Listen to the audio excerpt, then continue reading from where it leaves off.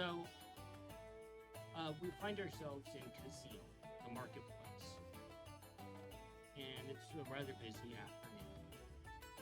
And the various citizens and people passing through are crowding the marketplace. Boats are unloading, reloading, that sort of thing. And lots of new people setting up shops to sell wares or have set up shops, preparing for the weekend ahead, the celebrations of the end of the week. And we are at one of the many tables that populate this area of town with chairs. And a hand moves a chess piece across the board. And across the table sits a goblin priest staring at that one piece that got moved. Then looks across over at the beady little eyes behind the glasses.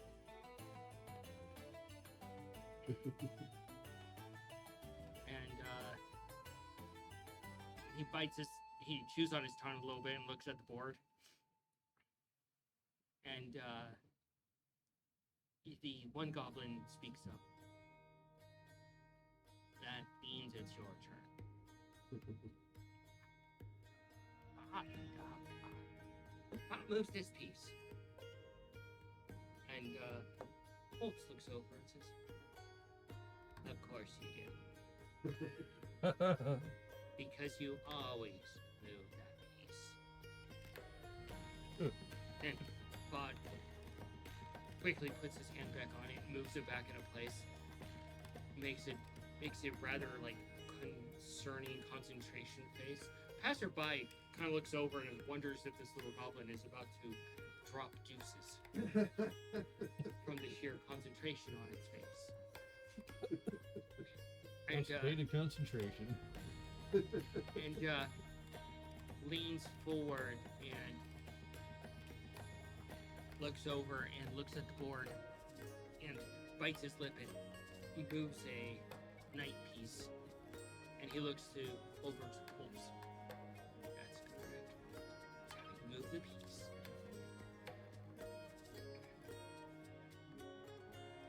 And the game continues on. Bot losing, Holtz humoring him, letting him win one here and there as the day goes on. And we pick up with Mongo as he paces back and forth in the park, waiting for Sister Bosley to show. Or sister, in this case. Maybe your sister. Yeah, sister. Yeah, sister. And eventually she does actually show up. She approaches and she greets you. I'd walk up and hug her leg. She looks down and she's like, you know, physical contact has been hard. That's right, I just remembered that. She now knows how you're gonna die. No, No, he's wearing pants. Yeah. So then I would probably actually, out of force of habit, go to hug her. And that's when she would say that and Mongo would stop. She just like, go for it. Leggings on. Okay. Then I would actually do that. There'd probably be a little scent marking. So, why did you drag me out to the park to speak? I figured you like the park. And she looks around. Oh, come on. And she goes over and walks across the frozen, well, half-frosted grass. The chill of winter is starting to wane ever so slightly. And she finds a nest of animals that have made it through the winter. She's like, well, get along with it. I speak while I take care of at least something. Oh. Well, I kind of wanted to wait for a little bit because, well, that card that you handed me. What about Well, apparently it was one of my father's.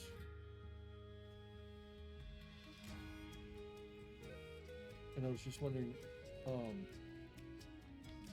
how you came across it. Well, just what I had gone through and just kind of looked it out the ether.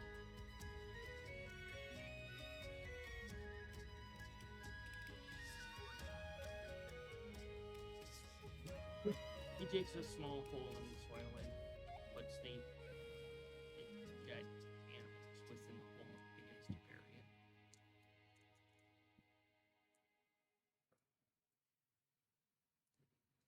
Yep. How everybody gets a hold of these damn things. Huh. What's troubling you? I don't know, for the longest time, those are like the only connections to him that I had, but he's back. A little worse for wear.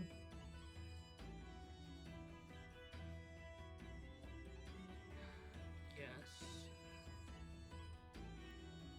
But you have your parents back. True. Yours are back as well. Yeah, not wrong with that, but they find my company difficult.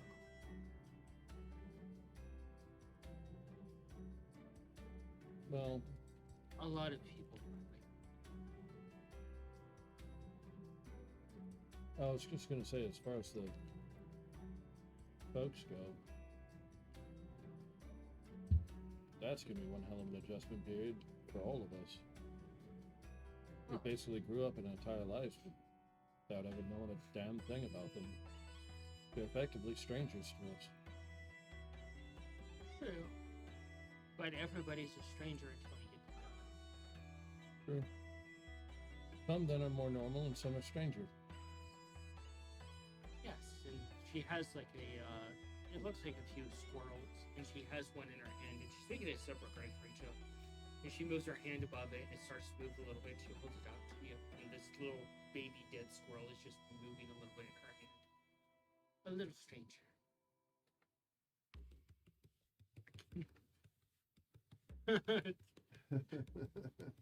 Okay, yeah, let's do this. I'm gonna try to handle the Dumbo squirrel.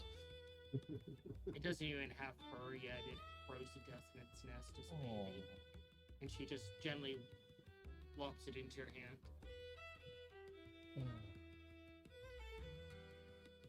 Oh, this kind of leads me into the other thing that I wanted to ask.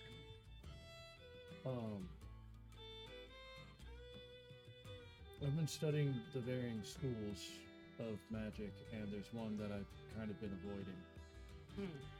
But I know I can't because of who we have to deal with eventually.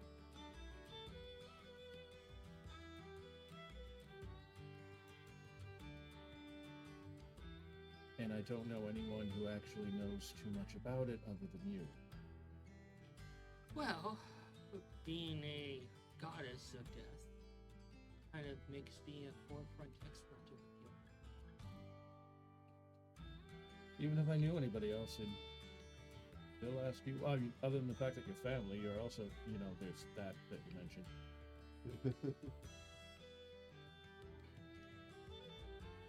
So what's the question?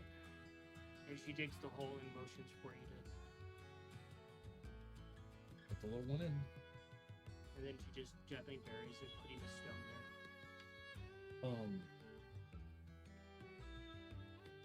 We have to face necromancy. When we have to do that which we have to do.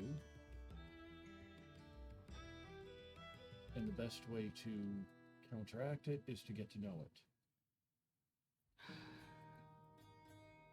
You're right and wrong. And she stands up and brushes herself off and starts walking along the park. you're picking up that she's drawn to these things. Like, she knows where every single one of them is within a radius. And she's just playing cleanup at this point. Mongo, what is the one thing that keeps you all together? Like, keeps me sane? No, that holds all of you together.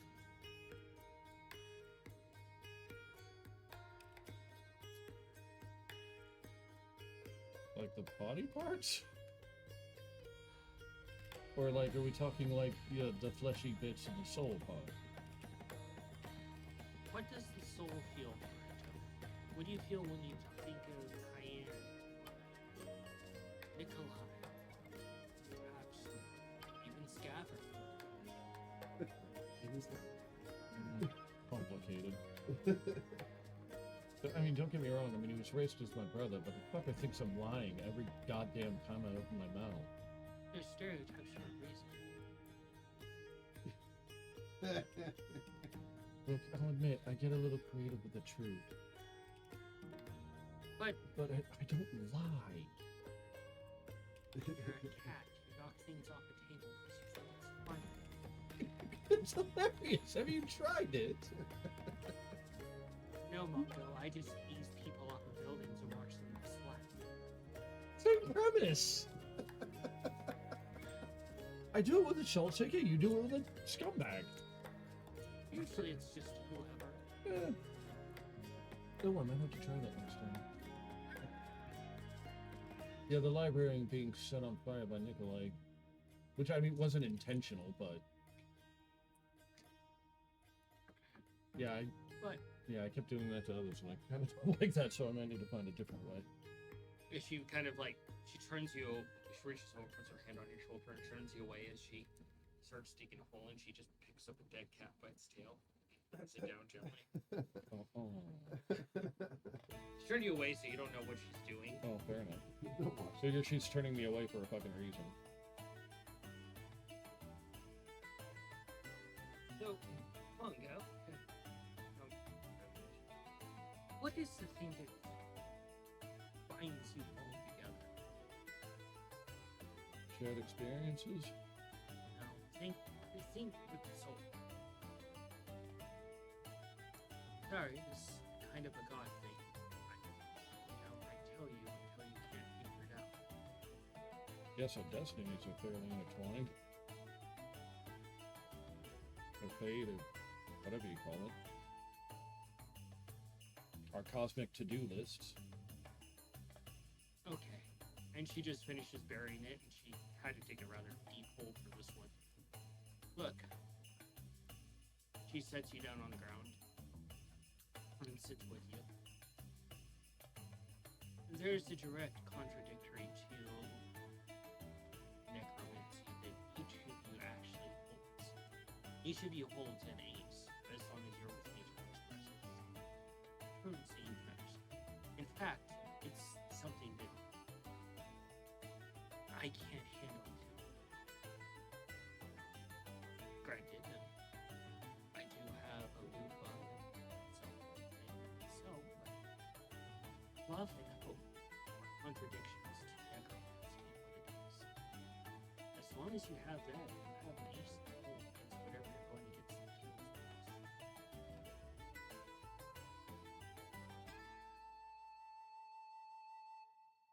This whole appeasing to, necromancy and the gods of death and such, they're trying to break you morally and physically so that you don't have those aces. Make you hold, so to speak, and then draw a new hand. It's less power.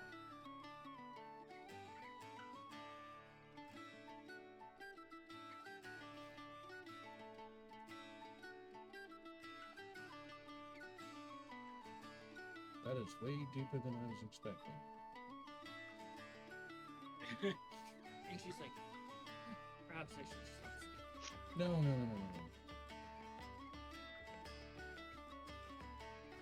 No, I just figured in the pending fight we were going to get hit with some sort of necromancy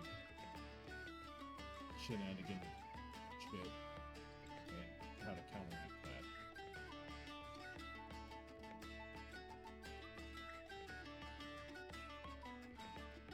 She's just kind of paused for a moment. She's like, here, let's try something. And Cayenne, as you're with Lumion, you get one of those lovely messages. And it's from your sister Osley. She's like, can you come to the park? I'd be pulling Lumion along with me.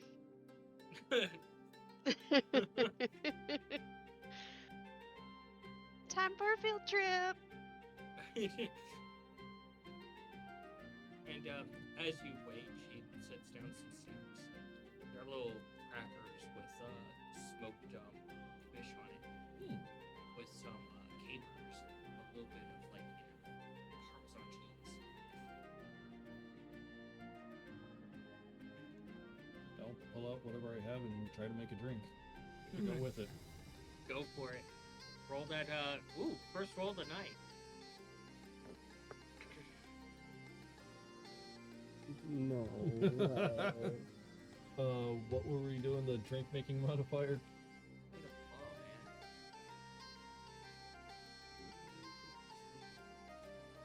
Yeah. Yeah, but you think I'd get fucking proficiency in it by now? Did you ever actually take time to train into it? 7. 7. Modified. You kind of reach into your pack and you pull out a few things. You're a bit distracted by the smell of the fish, I would say. As you reach in your pack and you fish around a little bit and you pour some things and you just do a quick martini shake and you pour it into 2 little cups that just pop open, little pop open cups that you had your brother design.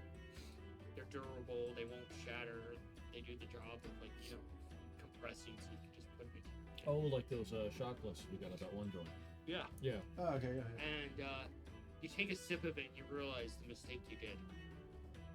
And it's tequila and oyster juice. Oh! With a little bit of bitters. But Tom, What the hell, Mongo? and Oslin looks over at you and says, "The food isn't that, is it?" No, the drink I made, however, is horrendous. Oh. I deal with the dead, so the smell's not exactly off-putting to me. What would it take for us to get you to drink that?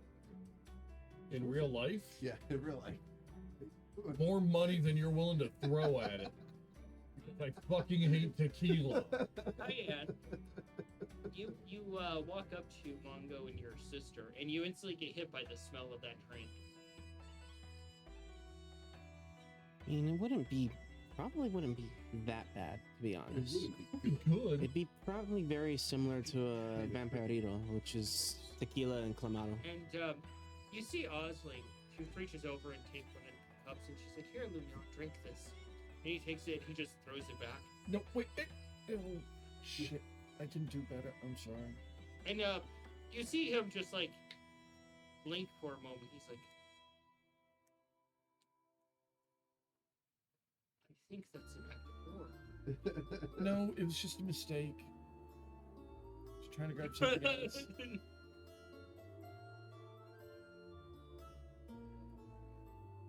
But why? I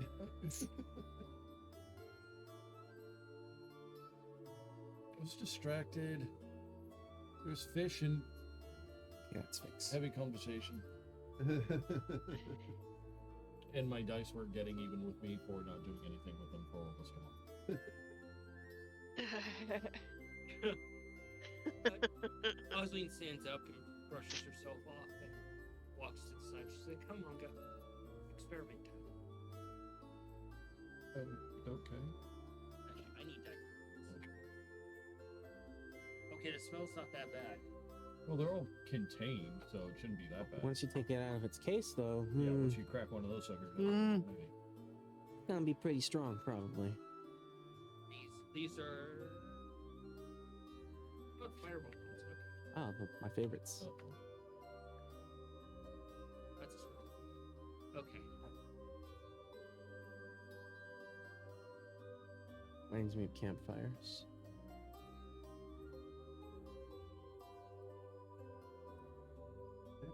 So, Haven't Manga. been camping. sister, this is how this will play out. I need to prove a theory, grow a truth to manga. Okay. Manga, I'm going to hurt you. Being upfront about it, but I'm going to hurt you. I'll try not to kill you, but no promises. Don't worry. You're in good hands. You have life and death years.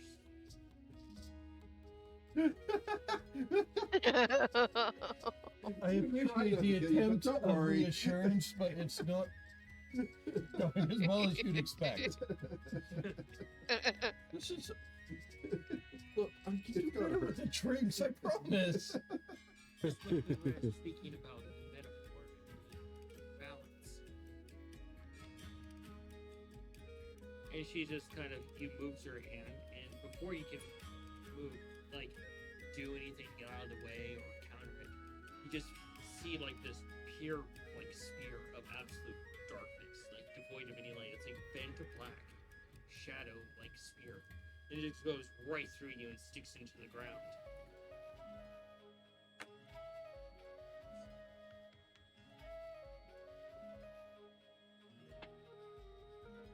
More than that.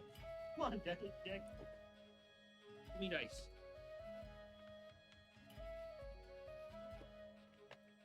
Ah, D6s. Oh, good. She can just conjure shit out of thin air. But she's a fucking Green Lantern of death. Good. Cayenne's the Black Lantern. The black one. Yeah. I saw.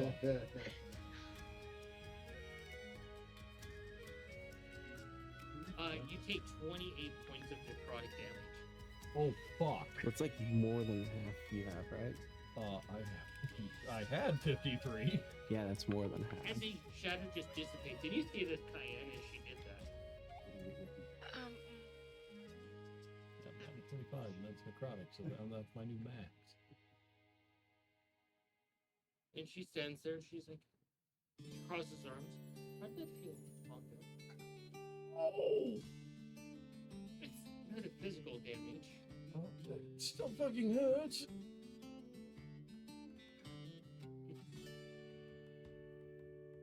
She walks over to you and she puts her hand on your shoulder and removes the necrotic damage healing needed pool. Now, same thing. But I want to change one factor. Uh-oh. Cayenne, this is where you're important. Okay. Manga, I want you to there's that word. I want you to embrace the love that you have for your sister. Believe in it. Make it feel like a real thing.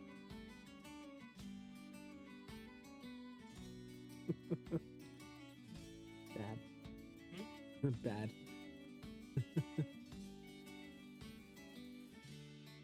Oh man. I'll try.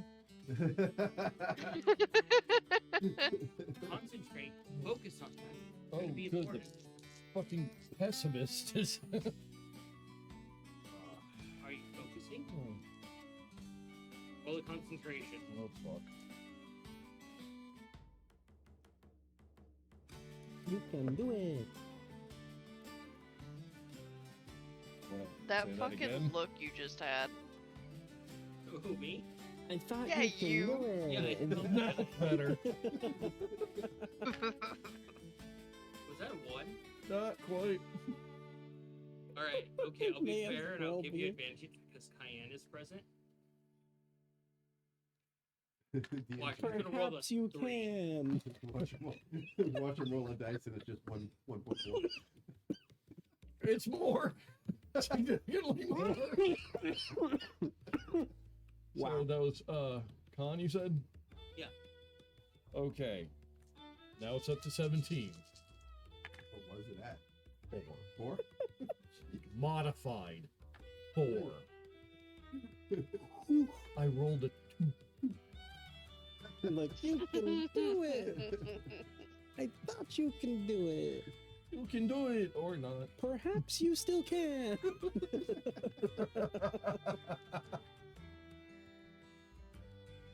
And he launches another one of those spears at you. This time, like underhanded, because her arms are crossed, and it stops briefly, like it's pretty nuts. And you see pieces of it break off, but it breaks through and goes through you again, and hits the ground behind you. So it's reduced from 24 down to later. I should have done math before I said anything. Who needs numbers in this game? I know. So overrated.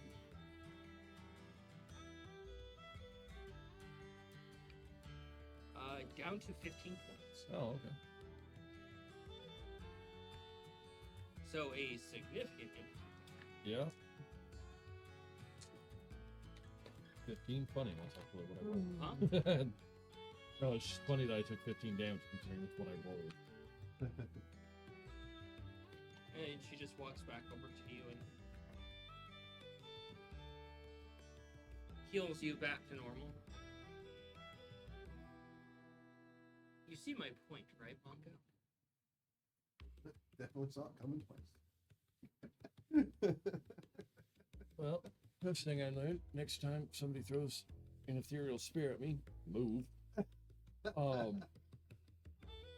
think I'm starting to get it. Fuck, do I have a lot of work?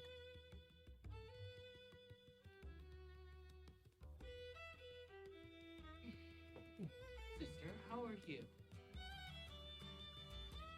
I'm doing okay. Just okay. Step into the temple recently? Listen to any interesting stray voices? No, I have not. It's overwhelming each time I go in there. The marketplace is the same. Yes, it is. If you think the marketplace is loud for you, Marco, you should try Venus. If you ever need me to go pick up something, just let me know. Good to know. Are you ready for your duel tomorrow with Lumion? Oh, fuck, that's tomorrow. Yes? Get out of game character question. Are we doing that like this session or Oh, yeah. fuck? Because there was something I was gonna prepare for it, but I didn't know it was gonna be this session. Well, get prepared. I don't have enough time.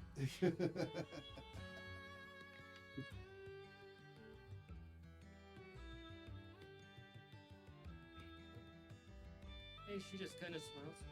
You'll do fine. Look directly at, turn to Lumion, and then look. He's not actually standing. He's over there with the thing of crackers, and he's holding it up like this. And he takes a cracker, just gently to put his. Oh, that's delightful. He's taking the most delicate bites out of the crackers you can imagine. So just sticking the whole like thing in his mouth. I understand that's what you're supposed to do. You said Hova's joining us in that, right? Yes, he is joining your son. Won't be a complete shit show. Hova might stand a chance.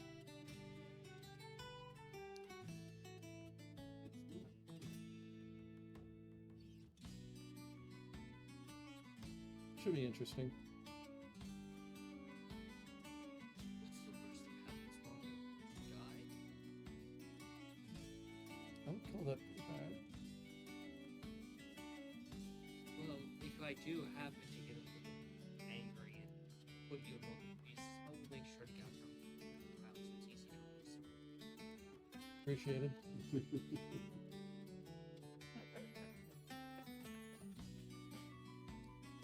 Cayenne has actually been teaching me how to get limbs back on the things. Says it's important for field.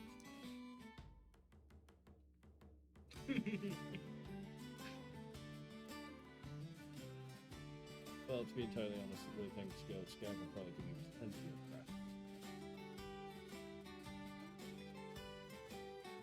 I can just see that.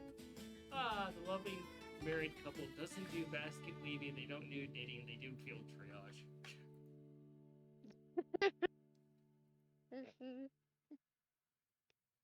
You know, come to think of it, Lumion's just getting more skills. That's all.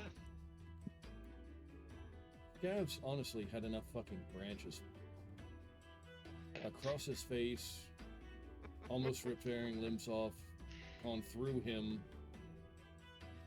He can probably tell you the difference based off of how they react with like his liver or lungs or whatever.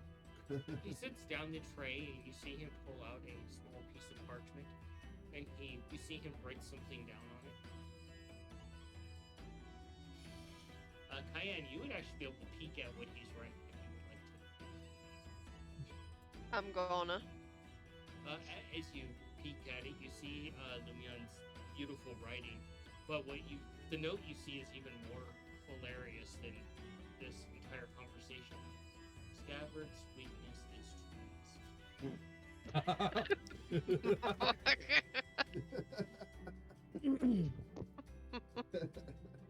No, seriously, that's all. I'm gonna stay as quiet as I can. And then you see it just appear next to another note in another piece of parchment, along with the ability to not be able to wander.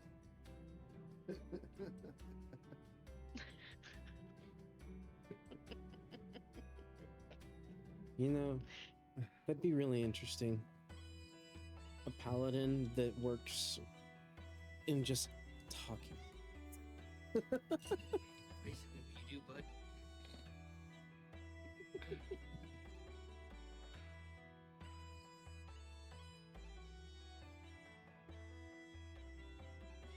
So, letting the impromptu picnic with the two sisters and you and Lumion. Conversations becoming more awkward. As Lumion is as awkward as Ozzy back and forth. It's like a contest who's more awkward in the social space. Oh, hey, Lumion. Question for you. The other day, you said my family's been void touched? Yes, What the hell does that mean? that's all really. Well, Lunch can feel it. Not specific to just your family.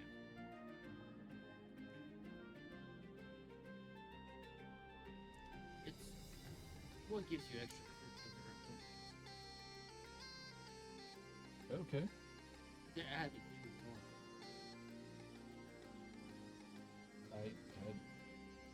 Then again, that's, yeah, more reason to work on the thing.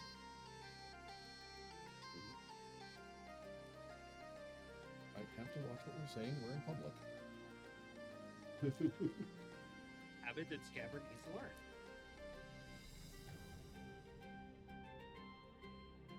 So, Nikolai, Yes.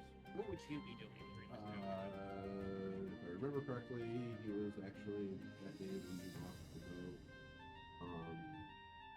Prague and investigate the damage of the ship and try to figure out stuff about it. Denied. Ship's already been repaired. And Nikolai starts to cry. I think Nate might start crying because he's been looking forward to this every time we talk about it. And tabletop and Pathfinder. You did have some really good people. Actually, I want to watch your soul die a little bit more. I see parts of him turn into blue. No, actually, How cruel! if I was cruel, I would just banish you from the table and tell everybody else about it. Wow. No, actually, you've been actually getting to work a little bit with the engineers to understand the actual damage itself. Okay. Working a little bit on it to basically keep it physically. Okay. And essentially, you've gotten to be like one of the dock and engineers who work on the ship. So you've been getting to go there, walk in essentially, and do some work. Ooh. Learn what it's like to be a tinkerer in basically line work. Okay. So, to the point of some of the reasons why I wanted to have you like do that is the investigation. Knowing that he was told that his father was part of the creation of these things. Like, I wanted to find out if there was any pattern to the damage that the ships have received that maybe could point to potentially an exploit that Okay. he's sharing with Would you a wisdom, a tinkering, and an intelligence? the wisdom, a tinkering, and intelligence. Okay. You've got one roll to do all three. And a faith. Yeah. You're like, oh my god. I know what yours would be already. Wisdom. 2, 4, 6, and maybe lucky it's 10. I'm Wisdom gonna say if I'm lucky, is- maybe like a 5. That's a 16 plus whatever I'm taking. Tinkering would be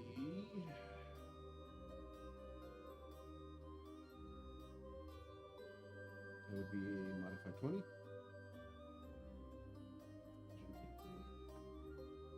So there's a religion in there, so I'll roll that goes on 4th.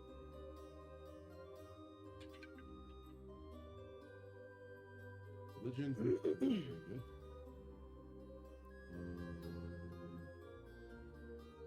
12. I can't remember what. Religion, Very good. Tinkering, wisdom, and religion. intelligence. Intelligence.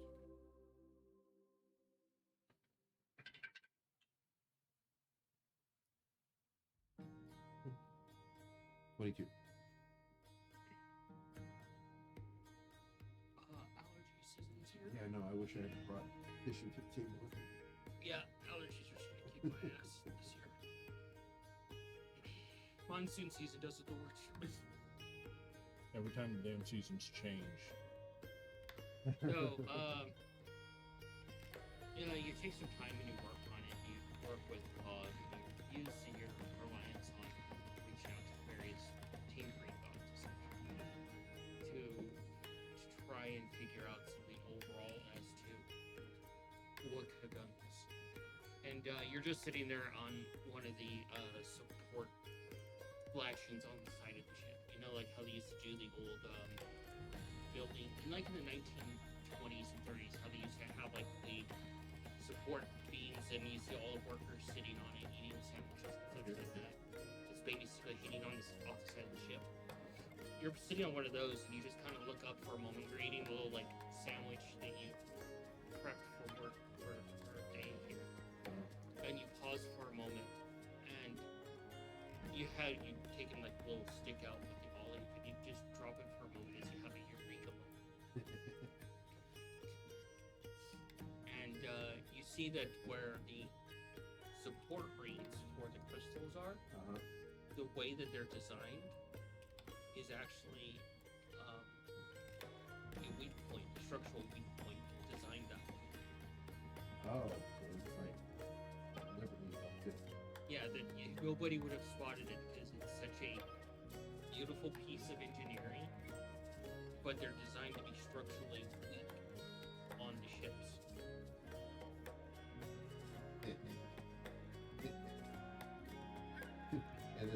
And can I trace that back to some of the damages I've seen? The ships coming back, like it's been exploited. Based off of what you see on this ship, specifically, other ships really have come in with damage, and primarily what's been actually doing damage to the ships is smaller wyvern type of dragons. Oh, okay. since they can maneuver quicker and get into areas, Okay. that they've been basically trying to latch onto the ship, but it's been more like glancing blows. So it's really hard to get purchased because of the weaponry onto the ships. Yeah. They're usually dead by the time they get purchased Yeah. Okay. and able to cause any mayhem or damage. Okay. But this one that. So what you're saying is the design is perfect but flawed. Yeah. But because it's perfect, it's intentionally flawed. And for this ship, this flaw was critical to its failure. Mm-hmm. Ah. You can do an investigation. Definitely.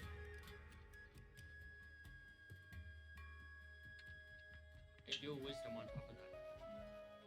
Nikolai found the small exhaust port in the Death Star. Investigation. 24. And wisdom.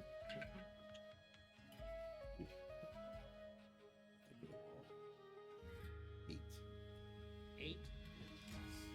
You think about it for a little bit, and you remember not a lot of the details because you haven't been on the ship in a while, and it's currently out for field testing before the trip.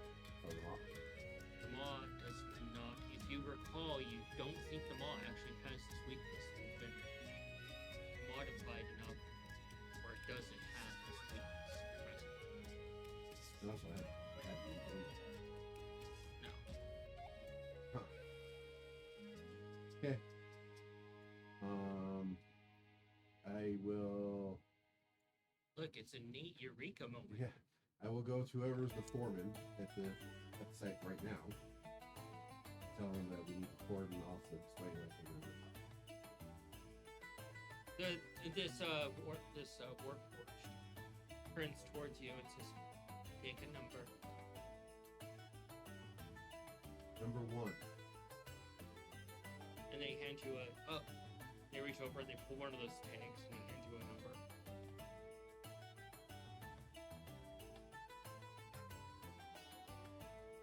How do I forward?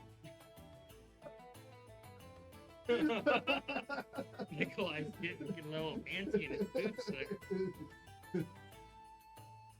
Yeah, I'm serious. Like, what would I know to do? Say to. You can just go straight to Cog. Yeah, but I want to make sure nobody touches anything right You can flash your credentials. Yeah, I will do that and say, okay, sir, in Nikolai Watt, credentials. Please understand that this is urgent. That space needs to be cordoned off, and no one needs to enter it for a while until we get back to the top. Please? Importance. Yes. Explain it. What I discovered is possibly a key to enhancing these ships so that they are critical to the outcome of the war. This is a peculiar looking warforged. It's got a round head, large eyes, scrawny little neck, boxy little body, and like really long limbs. And you just see the like big eyes, just kind of like they're kind of like the porculus eyes, and they close and they open up to blink. Okay. And it does that a few times. Do you understand what I'm getting at? I've recorded your first part. Please repeat. I until will. have recorded the entire thing. Okay. I'll repeat it so he understands. And then once he understands, I'll expect him to go make sure it's cordoned off. Repeat. And as you start to head off, or after you get through the instructions and they start to head off, you hear squeaking behind you, and as you turn around, you see they're actually using a walker to walk over there to speak to somebody. Warforged? The Warforged is using a walker, and they're kind of hunched over. He's the foreman. Yeah. Okay. That's fine. I'm reasonably assured that he understands my instructions? Yeah. Okay. We'll go to talk to him.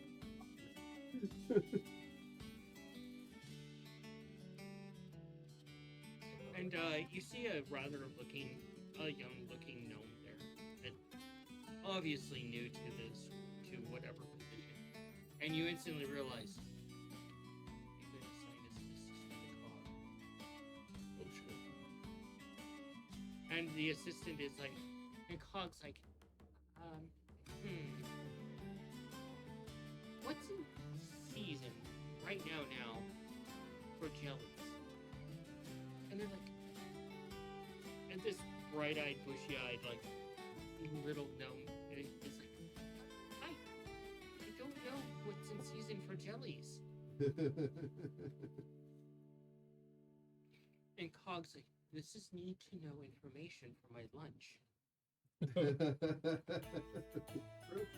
Information for her lunch. I can find out. Use the wrong jelly, could fuck up the whole thing. And Cog's like, should have found out before you were here today. Go, give me a proper peanut butter and jelly sandwich. Your rank depends on it. And the little person walks past you and you just hear, as they're looking at the piece of paper, like terrified. Cog, I have a very important thing I have to talk to you. Does it Made a discovery on the ship. Of course. What kind of bread? I didn't even bring that subject up. Rye, sourdough, wheat? These are the questions plaguing me right now, Nikolai. Well, let me distract you. Oh, do intrigue. I Right now, I no. found a critical No misculture. intentional. Remember, Tell her what the stat was. express me as Oh such. shit. Proper terminology. Okay, you can't make me the player do this.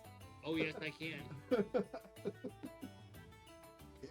I found a big problem. Intentionally built into the ship. That is causing this ship's failure. Why are we not at the ship right now? Because I was trying to take you there. Come fast. You see him physically hurting. You can thank me later.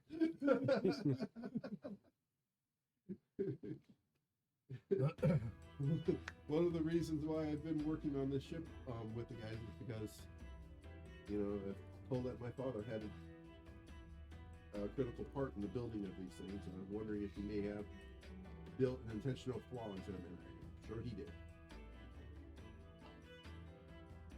Well, this is very, very, very, very important. Yes, come back. Why? This is really interesting to think about because you have Pog moving, but Nikolai, being the little guy that he is probably so excited he's moving faster.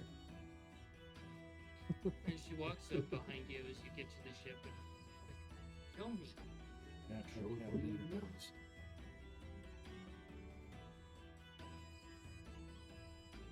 On one hand, this elevates you, yet on the other hand, it stains your family name even further.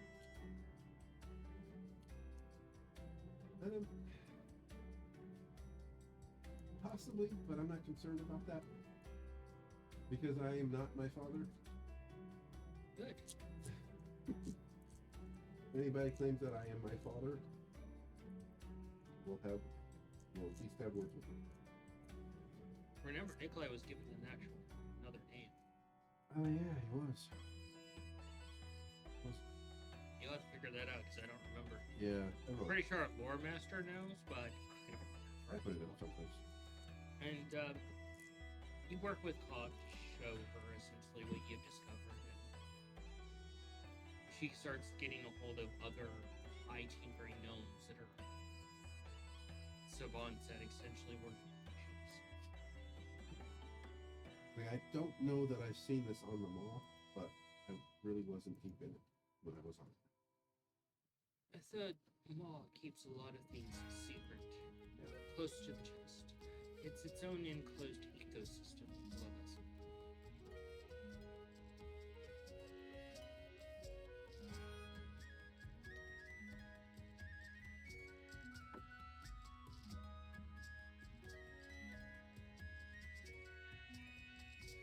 So I've got it taken from that little exchange that Nikolai has actually learned a good portion of Gnomish words.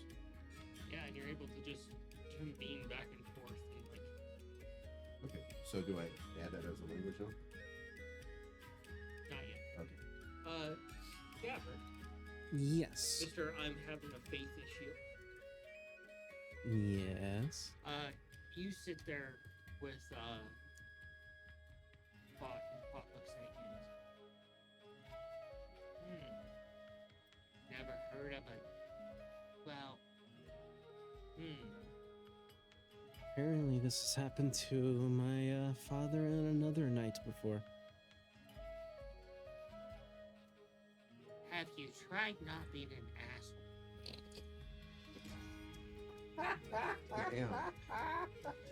I have, but apparently that just happens to run in our genes. My Tom is dying over there. You okay, bud? But That is me. I need to get to my father as well, but I wanted to know, would you be able to take us back to that library? I have questions. Are you going to desecrate that too? Of course not. Good. Absolutely not. Bot doesn't want to, lay the smackdown on the Gabbard. Understandable. What the fuck some shit up, Jack? Let's go find my father. You find your father Knock knock. No, he's just there. He's Oh, just okay. chilling out. He's sitting on a bench and he's just sitting there drinking a cup of tea. Hello, father. And he holds the tea out. Take it. Take a sip. It's like if you took Norwegian black licorice, the salted kind, and turned it into tea. You know, that might actually be kind of good. You okay? I know you don't like black licorice. I honestly kind of like black licorice quite a bit. But all that fucking salt? Yeah, like, I love black pepper. God, I'm just reminded of that guy who did the one salt chip challenge. It looks like the whole. Hey, no. That's why I stopped. So, it happened. I have been cast out of the Platinum Imperium. Ah. Caretaker got punched too. But I kind of understand why. Your father looks over and he's because you're a dragon and you're egotistical asshole. Somewhat. Yeah, I suppose. But Cayenne made a perfectly good point when she went to go and essentially question the words of Bahamut. Okay, son, first of all, I will not take Cayenne, and neither will you take Cayenne's name in vain, nor her sister. Exactly. Which is why I trust her undoubtedly. Look, it's one thing to see a god pissed off, to see a female god pissed off. Apparently, my devotion was never really tied to Bahamut, but rather the ideal of what all of that stood for. Which makes sense. I guess that's why I've always, looked in guidance towards multiple different deities all the time.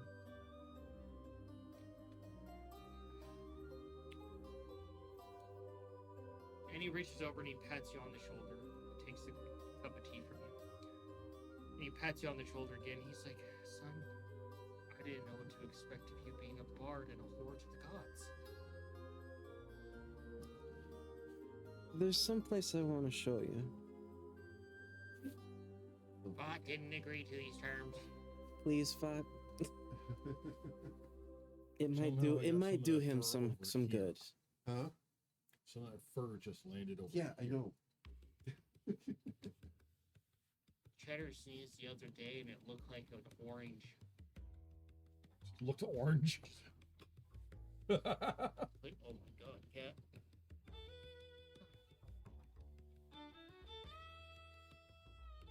So yeah, basically I asked Fat, like, please Fat. And I look back to Seagate. And I know you said you were trying to find some sort of purpose in coming back with all of this as well. I think this might be good for both of us.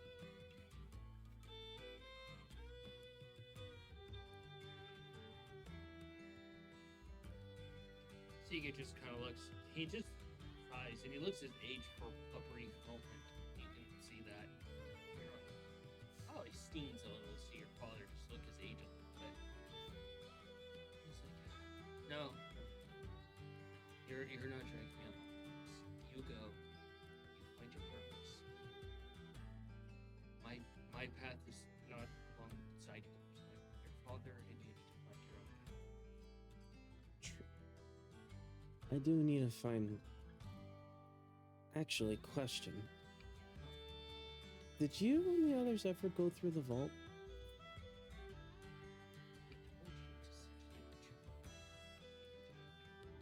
Alright. But I do want to You know apologize. how hard it is to actually organize a time, no face, and be able to meet up and have breakfast. Oh my god, that got so meta. Surprisingly not too difficult.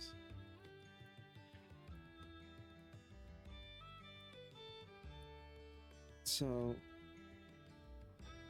unfortunately, Bahamut has taken the sword, your armor, and your shield. Well, I guess it's time for you to find your home. Yep. I'm going back to my team. I will. And I'm gonna turn to Fat. I think I'm ready to go. Well, it's like, alright, let's go. Follow behind. And takes you back to the temple, goes through the process, and you find yourself in this strange place once again. And snow is blowing in across you. Oh my god. Oh, but it doesn't actually. Am I back to normal? Nope, you're still red. Okay, it doesn't bother me then. I wish it did. I wish you'd pull your All right.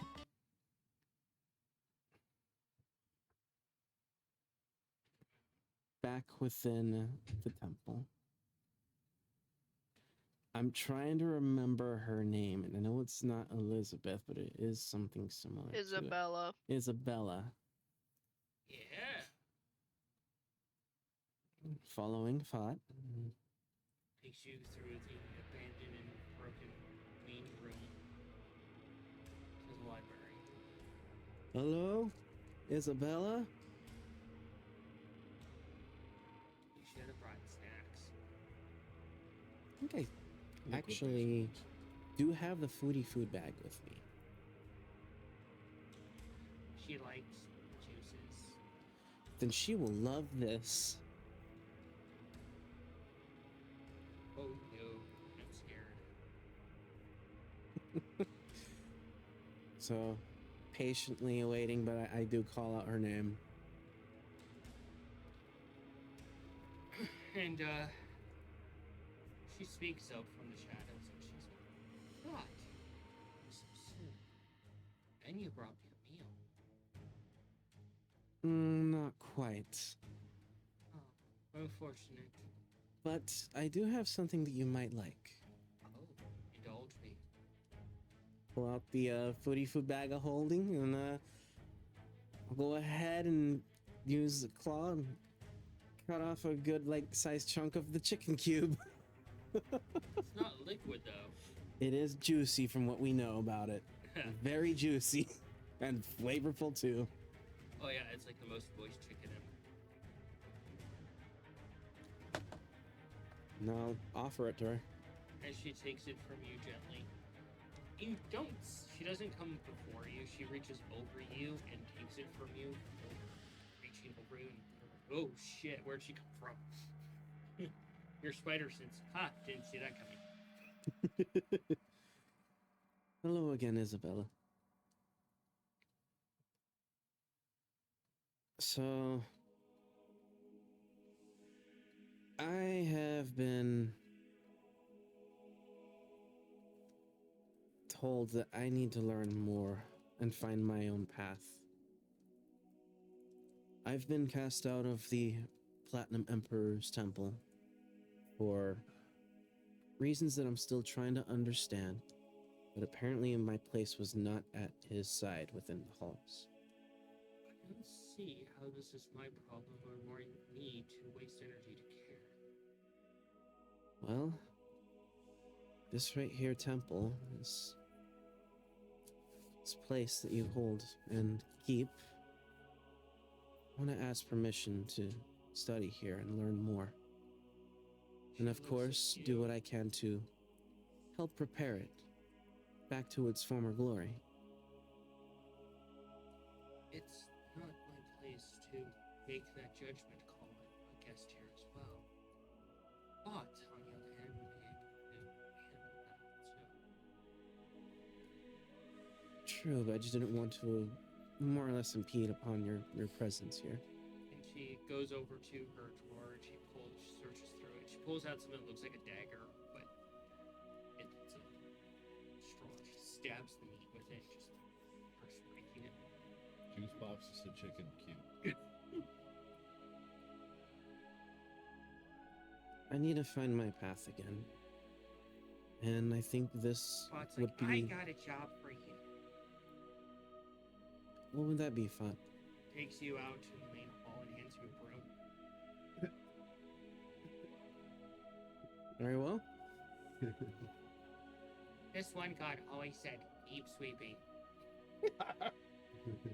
I think Mongo spoke about that one time. One of the cat gods, right? And I start sweeping. Yes. What was their name again? I only know them as the ceiling cat and basement cat. That sounds about right. And I'm just gonna chat with Fat the whole time while cleaning and try and learn more about this place. But what he has to offer and share and to basically talk about. Yeah, and eventually you clean it up and start moving some stone around, and you find it actually a pathway that's been obstructed by debris, essentially. Fat, what's down here? Bob walks over. I forgot that was there. You want to help me move this and try and move some of the debris out Bob of the way? holds up his noodle arms. That's fair. I'm gonna do what I can to move the debris.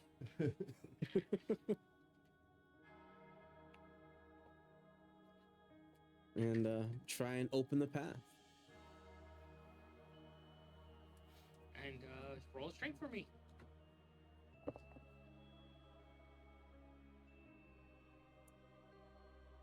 That is a 5. What am I saying? 5. That is a 15. For fuck's sake, a 5? You're not me. That is a 15. You're fucking. Like, don't you have like an 18 strength somehow? Like, if it's a 5. It's a Manny's 14. over there like, weird numbers. 14 strength. Hey, roll a strength for me. I got the letter 6.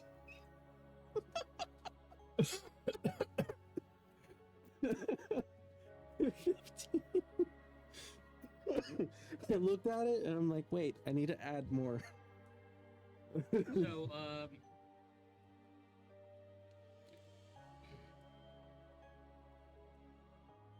so you eventually start moving the stone away and watch for any possible cave-ins that might happen from this. But you head into this hallway and Is the path lit? no, it's dark. Yes, I'm taking a torch or candle then. And you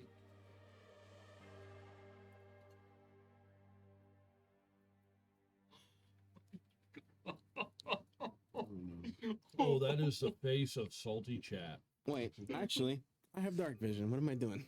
Manny's hair is no longer there to keep the blood flow to his brain warm enough for math.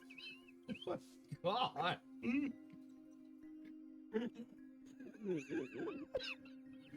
Damn. Fuck.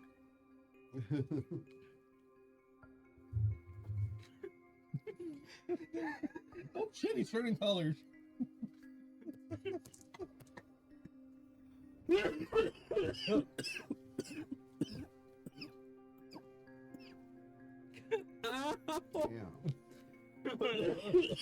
Damn, that news didn't come from me either. Oh man, that hurt. Oh, you got me good. I almost threw up. That was fun. Sorry, I had to hit the low-hanging fruit.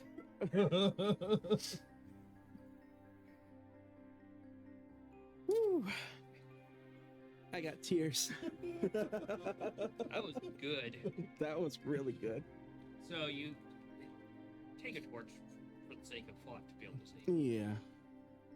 And as you're holding it, you might get spooked a little bit as it touches a spider web, and the entire top of the ceiling just it's one giant long flame as it all burns away instantaneously. Oh. Let's be careful not to burn things. Thought's like, yeah. Fire is generally bad in most cases, especially if you're undead. Yeah. That is true. It's safe to say zombies are not fans of barbecue. No, they're not. Neither are vampires. Or ghouls. Ghosts too, actually. Mongo once told me a joke that, what was it that Mongo told me? Vampires don't like barbecues because the stakes are too high. Okay, that's a really good one. I don't know if I actually told him that, but definitely when I would have. I'm still going while sharing this little like funny moment. But I'm gonna keep my eyes open, make sure I don't accidentally damage or anything, or step on anything, or anything that could cause harm or trouble. Yeah, because left the server. That one went over his head. See, beforehand his hair would have caught it. But... They didn't bounce now.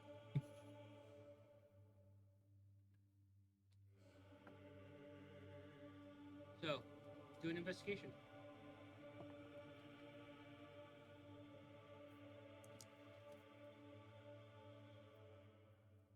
$17. You investigate this area a little bit more. You're seeing that it's essentially rooms where people can stay that have been just long forgotten or unused. And you come to the end of the hall and it splits off one in two directions. And you're standing before two banners. Hmm. And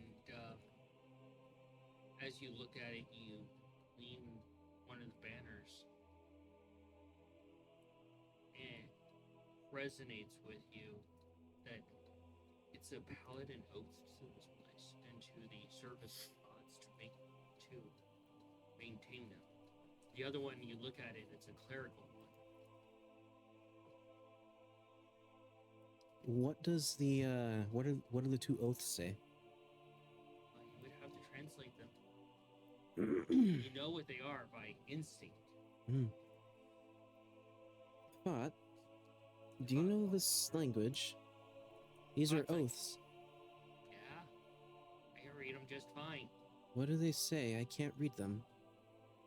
Oh, and he turns to you and he speaks his native goblin tongue. What they are. Can you translate it to either common or a more understandable language? I don't understand goblin, Fat. Well, that might take some effort because they're in goblin They're written in Goblin to you. Yeah. What? Comprehend languages, dude. Oh. Comprehend languages. Hmm.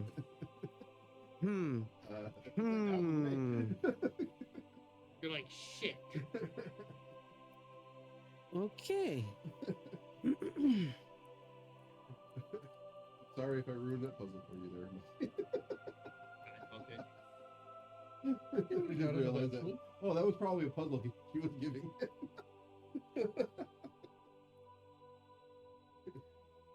I have to come back to this. But this looks important.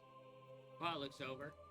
Ah, well, maybe it's important to your quest line to become a paladin again. It starts walking back down the hall.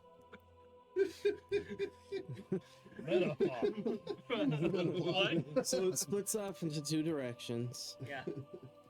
What's down the left hall? Investigation. Apparently, there's no chill in this place. 25. You go and investigate down this hall, and you see it's essentially a wing for paladins. And you get to a point where there's a gate, and you can't go beyond the gate. There's no lock on the gate. There's no entry point for a key of any kind. There's nothing to slide out of the way. The gate doesn't look like it's latched any sort of way, but you try to push on it and it doesn't budge. There's nothing on or the top or the sides that are preventing it from moving. Okay. Okay. Come back to this later then. Head down to the other hall. It looks clerical in nature. This is the wing for clerics. A lot of filing cabinets. Great. I guess I'll head right back up, but I'm gonna peek into the rooms and see what's in there. The land is buried in snow, but the people have no chill. Yeah.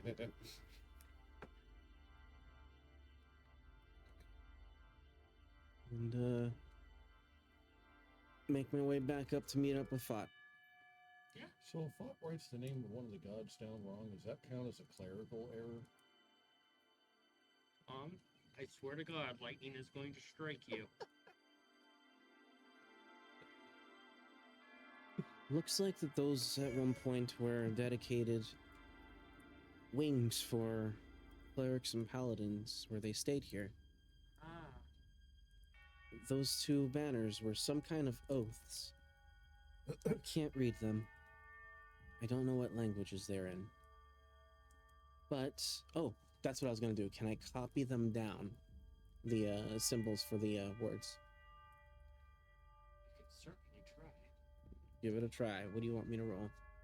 Dice. Sleight of hand and religion. Sleight of hand. And religion's at disadvantage. Okay, my sleight of hand was at 18.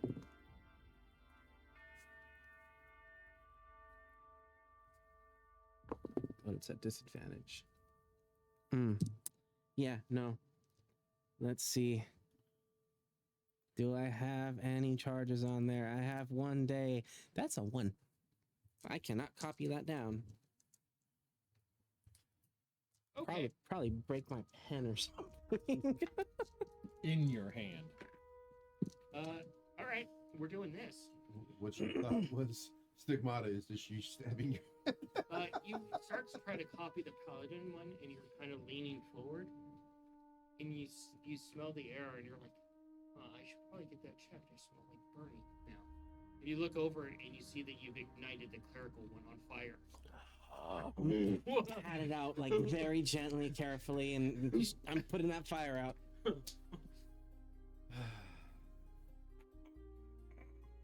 Not good. Yep.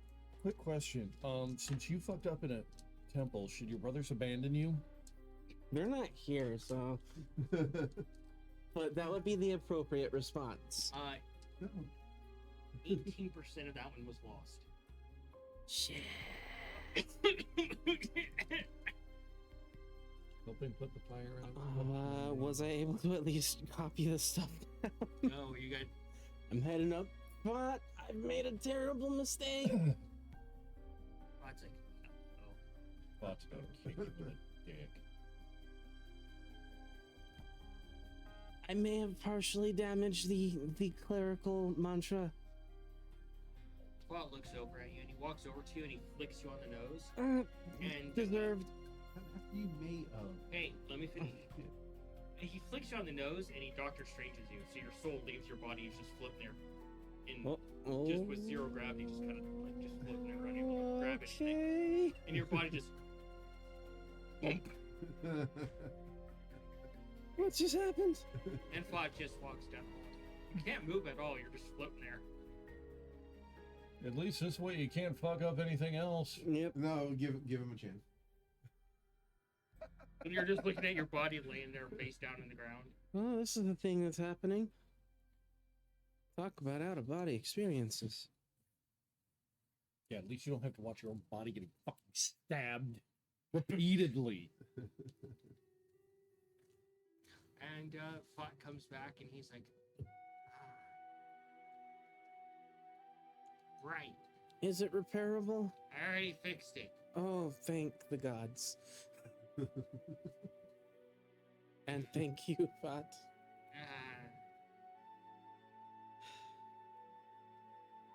When you get back from your trip, you're going to clean every inch of this place with your toothbrush. I mean, cleaning and repairing it was already my intention, so I will make sure it is done, Fat. Alright, well, you can figure out how to swim back to your body. I'm going back home. Wait, what? How do I can't move.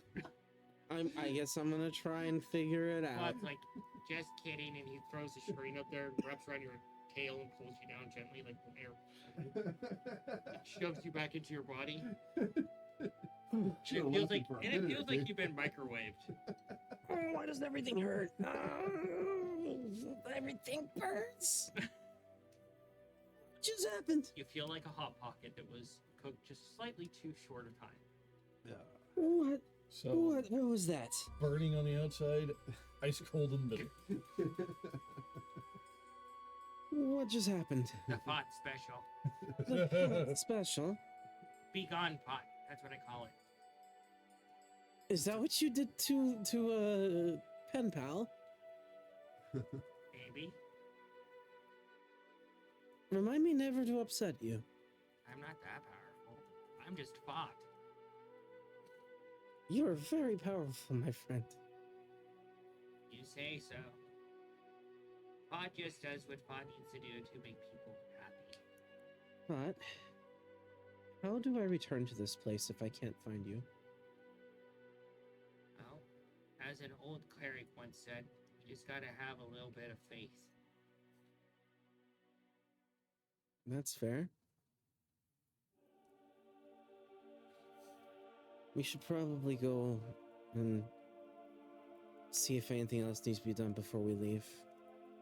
Obviously, there's much to do.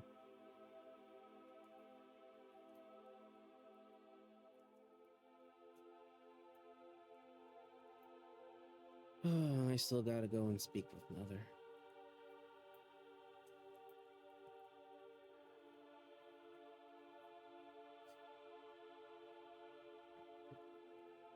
I'm just listening to him talk. So, Cayenne, you're spending time with, I'm guessing Lumion is one of the things you want to take care of. Yeah. What shall you be doing with Lumion? Spend time with him before your trip out to the hellscape. I still have to basically still need to take him to my realm and him see what I had planned that I talked to you about before.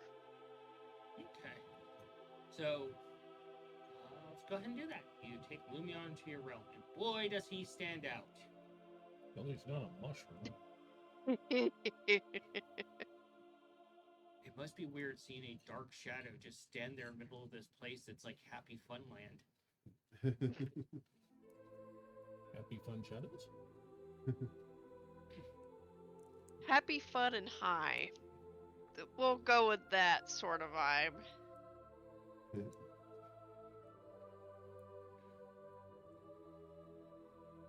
So, you have taken Lumion to your realm.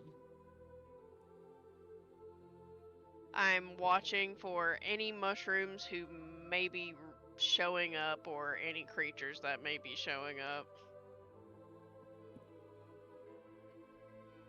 Let's see, what shows up? A gerbil walks up to you.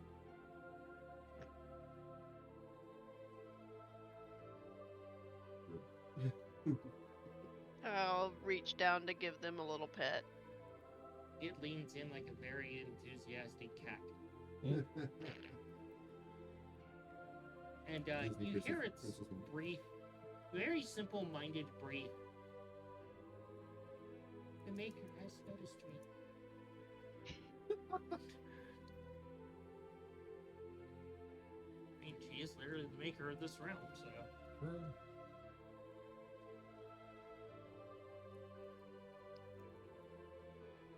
And meanwhile, Satan has noticed me and is biting my hand. Mars beat a book. Yes. Love bites or attention me now, damn it. Bites. I am giving him attention, but he is trying to draw blood.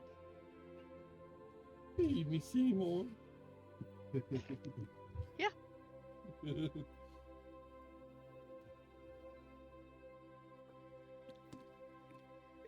It will look quite different in my realm right now. It's a lot more dusky. There's a little more fireflies at this point.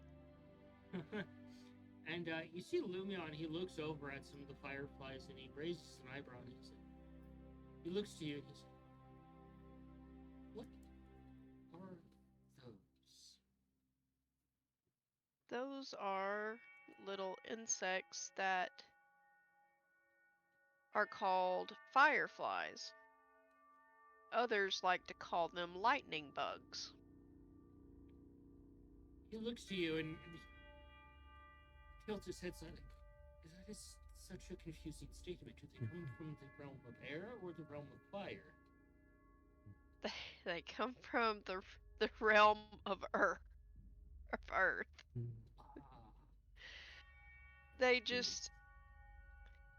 They're called fireflies because of the glow that looks like slow, dying, pulsating embers, like from a fireplace.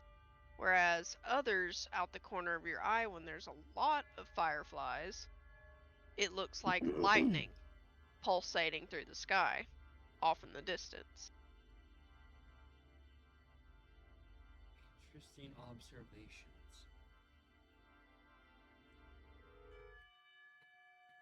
I remember years ago watching an existence cease to happen.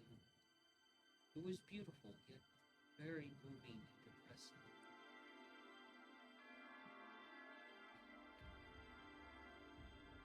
Wonder if I'll ever see something like that. Lumion just kind of smiled, but someday. I mean, I guess I am going to be around for a long time. And I will be around as long as you. I wouldn't have it any other way. This is a beautiful place you have created. Thank you. The mushrooms live here too. He looks over. I am guessing that is their fortress of solitude. That was actually created by Mongo. Funny enough, I allowed him to create something here, and he created a giant mushroom. And he moves a little bit, and he's like, most clerics would warn against such a fungal creation. However, in this case, I think it's acceptable. I'm thinking that when it comes time to doing my duties here, as far as passing judgment, I think the mushrooms could be beneficial in helping both in good ways toward their judgment and as well as helping with punishments, so to speak. That seems a lot more whimsical, as they would say, than your sister. I mean, I'm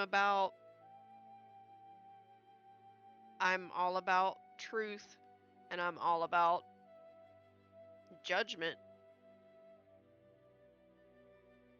More so natural judgment.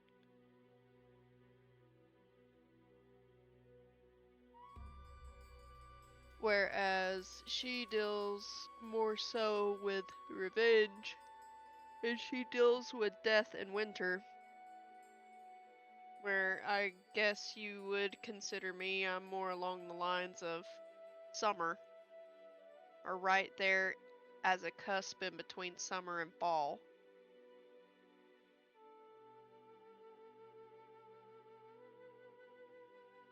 He nods slightly, and he looks over, and he's like, your temper is more like the change of the seasons, as tropical, unforgiving, but it brings so much life in its wake.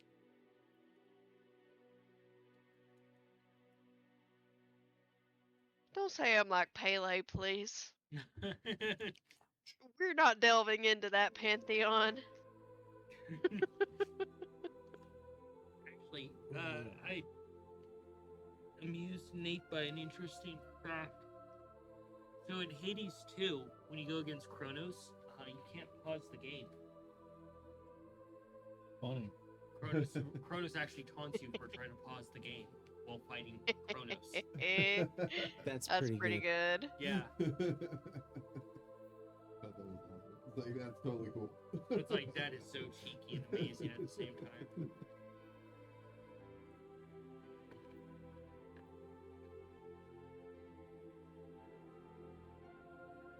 What a little nuisance.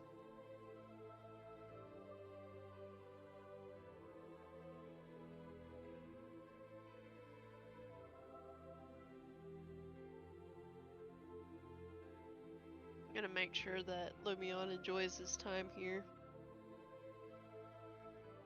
He takes off his jacket and he walks with you, still prim and proper. You haven't been able to teach him how to properly relax yet. It's still that very gentlemanly appearance, no matter where he's at. I'm going to get as comfortable as possible and just find a place to lay out.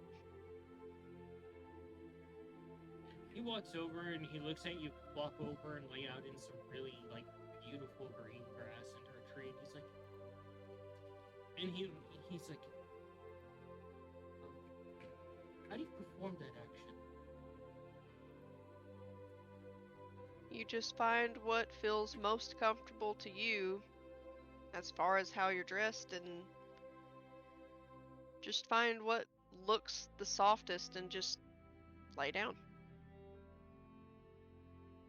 And he just lays down and he like starfishes. He's like, interesting.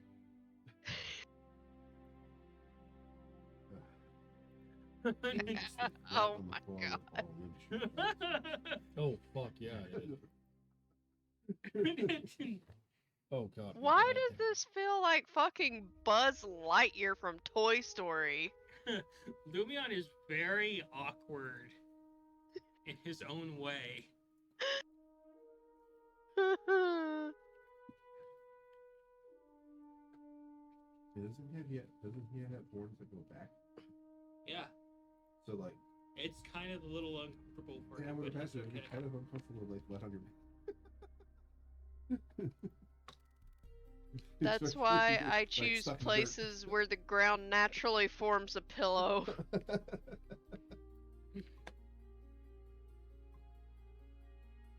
And Lumion looks over to you, Cayenne, and he just smiles and he's like, I can't wait until we do this every day. We will. It might take a little bit of time right now with how busy things are getting. But we'll get there. I've put a motion in to delay the duel until you get back from your trip. You guys need to be healthy for your trip.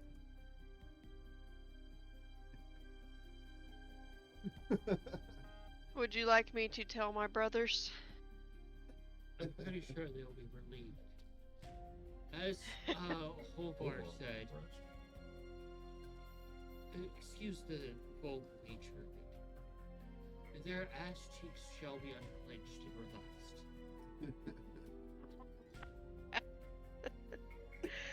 Yep, that sounds very much so like Dad.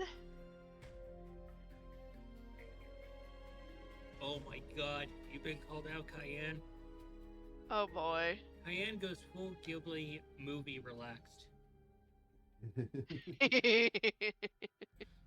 Cayenne's realm, where the schnozberries do taste like schnozberries, and may ask you to not lick them. Or might ask you to. And Or Osling's may realm, ask where you you eat to- the apple and it's the murder apple from. In Osling's realm, the apple eats you. So, one of the mushrooms does come over and tackles Lumion, and he immediately bats it away, and you see it go flying off into the air. Which Lumion's mushroom like, was it? It was Blip. Oh. Lumion's like, Aww. I think I have just been attacked. No, no. That was Blip. Or at least something that looks like blood. Maybe there's not more than just blood. Oh god. I There's a know whole there army is of 'em. definitely a crossbreed of Stella. 8 of them. And, Lumion moves his hand and summons it back as it was becoming a speck in the sky. How quickly he responded.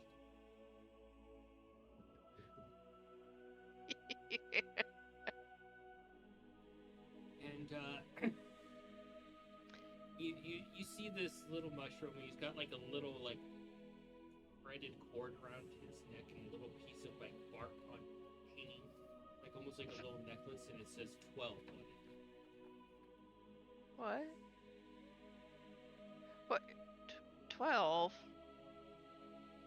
Little mushroom looks over at you and waves. I'll wave and how big are they? Are they like palm sized? Yeah. Yeah, since they're probably only about what, like that tall, it'd be like one finger just gonna pet their cap. And it's very soft. It's almost like petting a fuzzy moth. Hey. And you see its little arms just go limp as it leans into it. You can see some drool coming out of its little slit of a mouth that's barely open. And its eyes are half closed. Oh, shroom drool. And you can see like a little light pulsing in its cap. Aww. Well, seems like Blip and Blop have been busy, actually. Well, what's the significance of 12?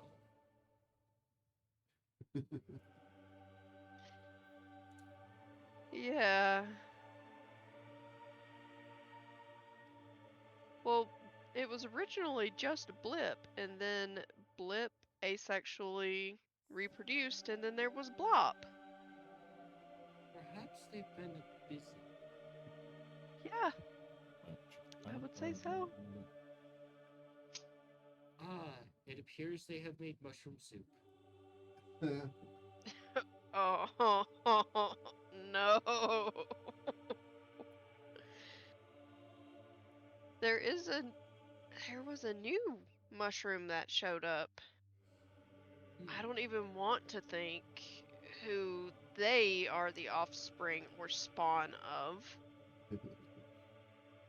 but they're completely flat in the ground with tendrils and they eat base minerals.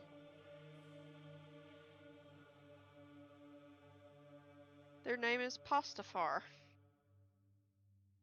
A very interesting name. I love the creativity of names here.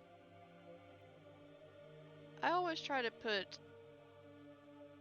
thought into things that I name.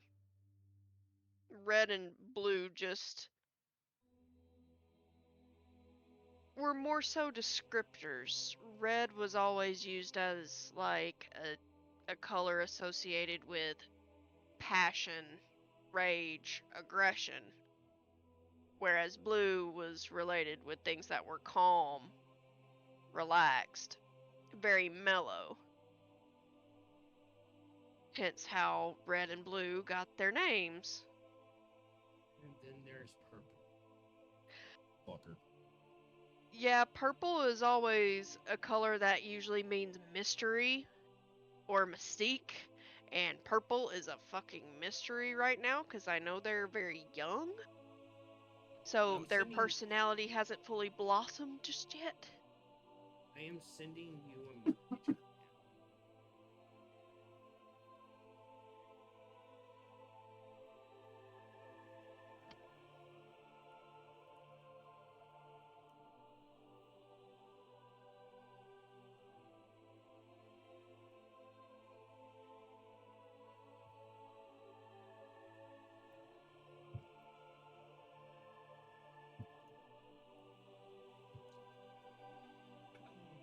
Just a minor little thing.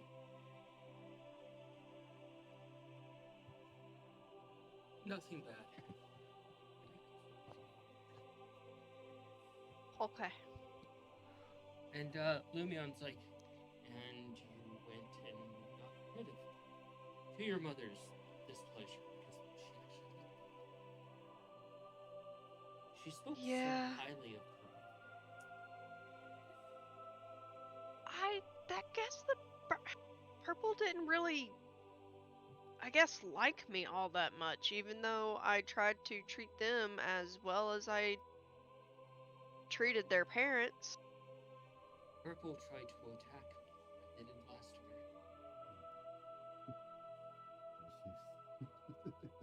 very They went to sleep.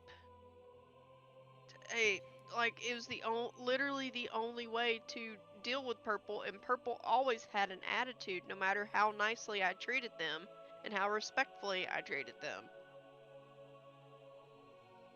But I had spoken to the Obsidian Wolves, and one of them, they had taken a liking to my birds. They had seen them in the stables where we were, and I told them, hey, if I ever come across another one, or if these two are a breeding pair, I'll let you know. How did that trip go? It went pretty okay. It was Roll a wisdom for me with advantage. do what? Roll a wisdom with advantage.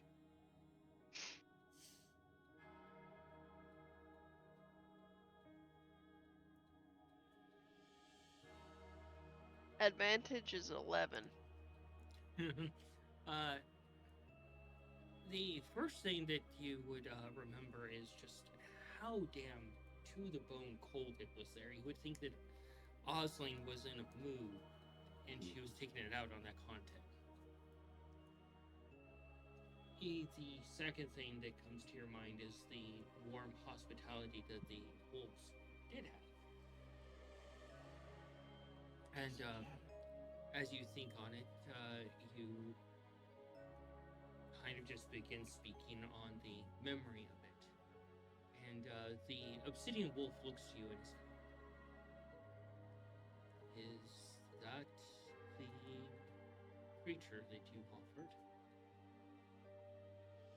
Yes. It's beautiful. This is a young one. I don't mean to sound rash, but it needs to be broken.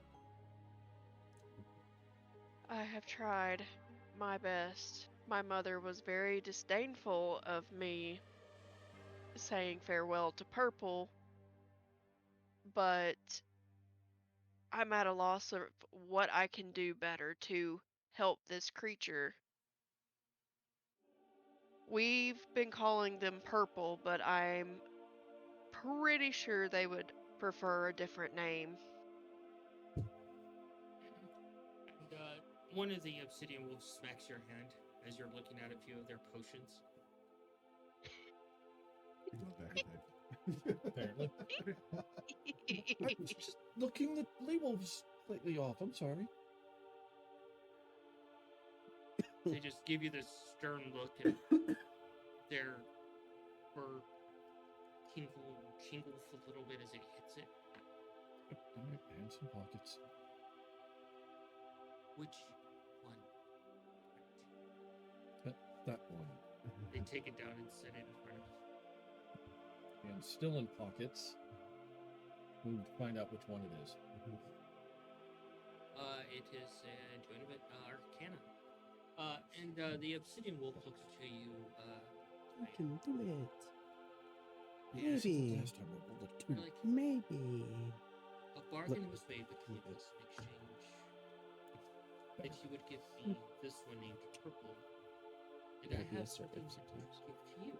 I know it's hard for you. Oh, It's a rare commodity that has no place here within the hold, and it requires too much upkeep for our kin to take care of. Even our matron mother, the dragon, says to get rid of it. We were hoping that you would come sooner, but we've poured a lot of resources into taking care of this thing. It is a hardship. You know what a hardship is? It births creatures. oh, huh? And they take you to an offshoot tent, and you see like writing on the tent. You don't know what it is. It's made of stone, and it has, hi. Come on. There you go, Patso. Oh, right on the keyboard. Hi. And it's made of like heavy hay and that sort of thing to keep it warm. And as you head inside, it's like a sauna instantly. And you hear and you see that there's like vents cut into the wall to let out some of the heat, but you head deeper in and it gets hotter to you. And towards the front is where like all the hens and chickens are, or roosting. They're not towards the back. And you see that oh yeah, I know, that smells like burning, doesn't it, Cheeks? You smelling the dice, wondering why they smell that. Don't lick that. Such a cat. And they've quarantined this special area, and you go into this area, and at this point you're starting to sweat. And do a nature for me. What was your Arcana? 15. It I is, know it's weird, double digits. I know. Did it hurt? A little. I had to get outside assistance, man. He had to yell at my dice. You look at the whatever it is, and it's a potion of it's a breath weapon potion. Oh. For obsidian. So you just breathe like shards of obsidian. Is there a I verbal got component to it? it. When all this Yeah. Is it like dragon's breath? Even in your nature, you're not familiar with it, but you know enough from Eat a reading chili that pepper book and then breathe on some specifically. obsidian dust. You realize what it is, and it's a phoenix egg. Oh shit. And they're like, is this a fair exchange? That's amazing. I would be more than happy to take care of them. Then it is agreed upon. And they pull out a blade and they cut the palm of their hand and they walk to you and cut yours and shake your hand, sealing the bargain. Oh boy. I'm going to be recalling any and all knowledge that I have about transporting a phoenix egg and their care. Because holy shit. The best play that I can think of out of play right now, probably put it in your realm. Yeah. Yeah. I am not doing that while we're here, though. There is a storm approaching, so I recommend that you stay for the evening. We have provided a tent for you. Hope it is adequate. Unfortunately, you will have to share it with your companion. That is fine. That Mongo is my brother. Ah. Strange. Anyway, our family is strange as well, so it is not us to judge. Thank you for your hospitality. Of course.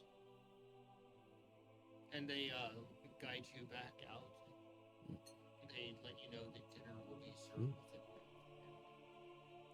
Mongo, are you interested in this potion? Very. Very? Okay. And they're like, so you can speak to the merchant. How much would one of these go for? We don't trade coin. Oh, We trade in food. Food is important for our community. how do you feel about mushrooms?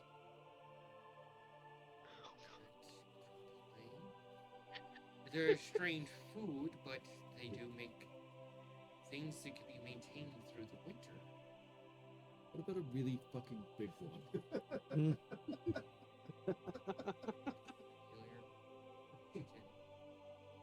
You're speaking to a real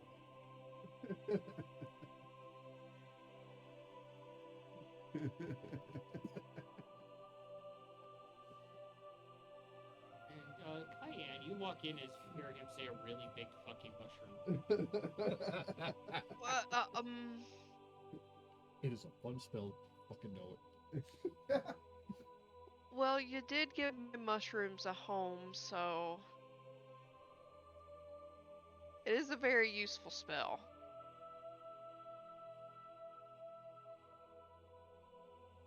Make a really big mushroom. I suppose this is a valid trade for the potion. Where should I put it? Yeah, where should I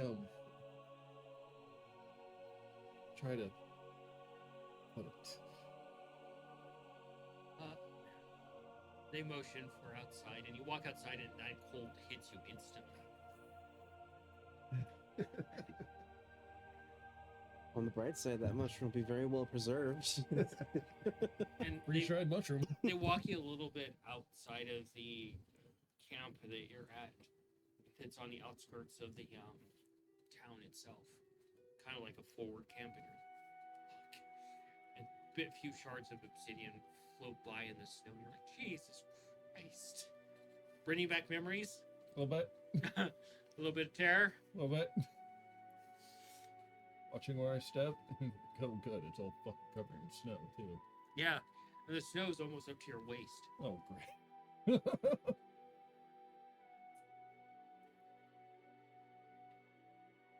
Here.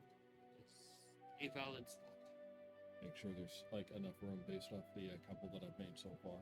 And they put their hand on your shoulder and they squeeze a little bit. Praise the ground for its gifts. Do you have a way that is sacred to your people that I might be able to try to do?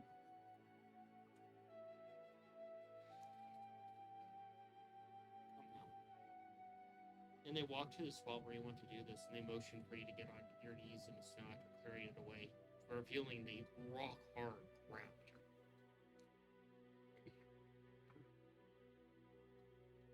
And they teach you the words to what they refer to as the Earth's Prayer. And they get on their knees and they bow their forehead to the ground, whispering this prayer directly to the earth.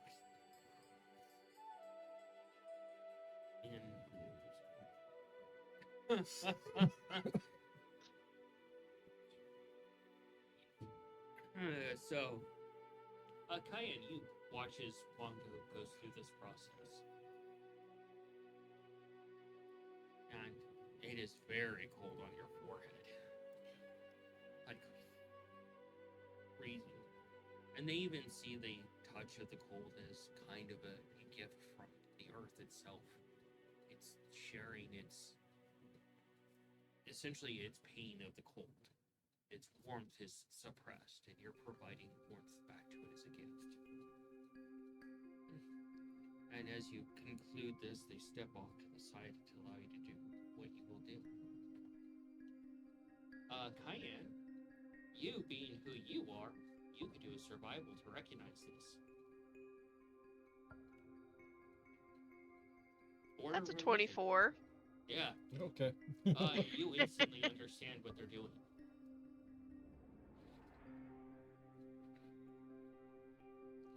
And you may cast it. I forgot what we do here. I believe I roll a 6 to see what size category. Exactly. It's a mushroom. That spell is so fun. It really is. Like, legit, I kind of look for an excuse to set that off. I don't know if there's anything that I have to roll. What is that? The blueberry. Hagman.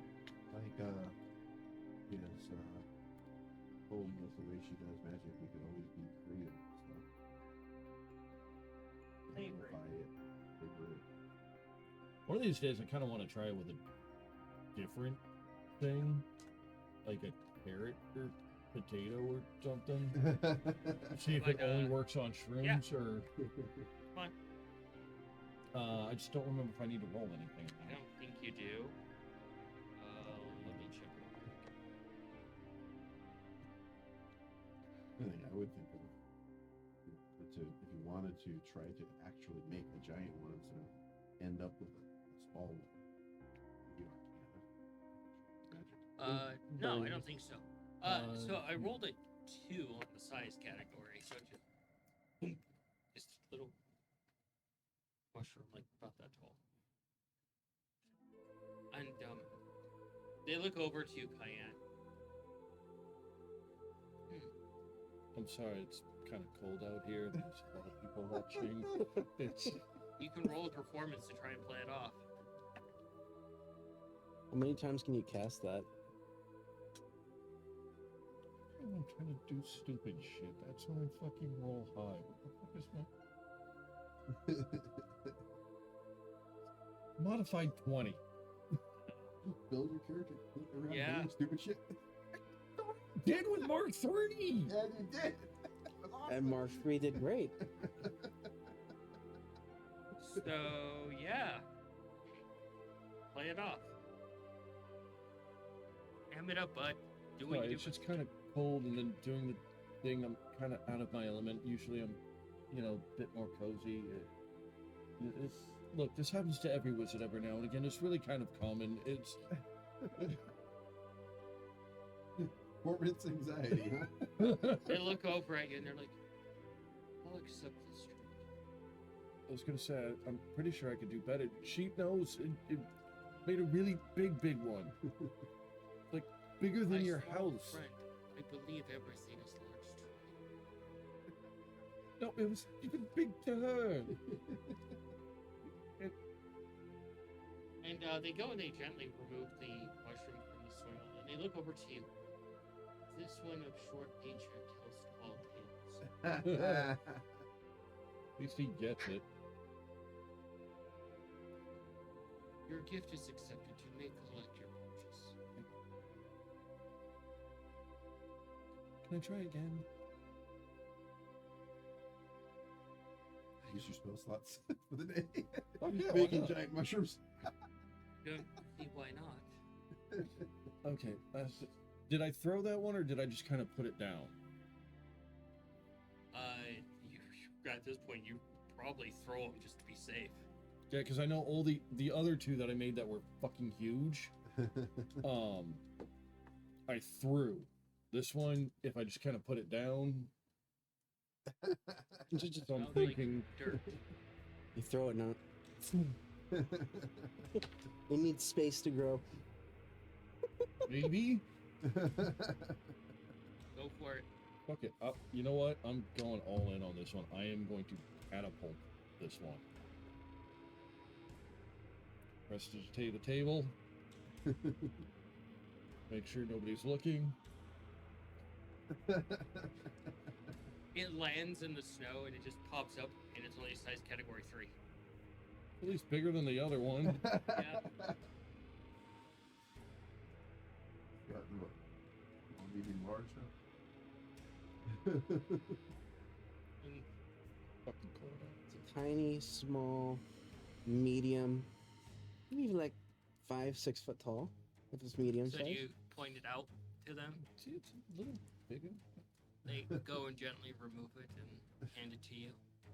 No, that's yours. Oh, interesting. Don't What forget. level spell is it? Don't forget the read a repulsor line. Make my mushroom grow? Make my mushroom grow. Yeah, that's what I gotta do. Throw some performance. Works into it. on noodles fast. I did it the other day so well that it fucking broke Manny.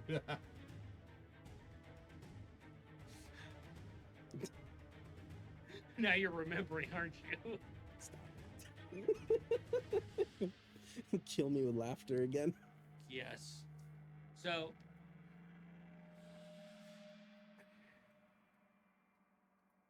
you're able to spend the night there, and so as you finish telling Lumion about this trip, he looks over to you and he's like, strange people, but acceptable.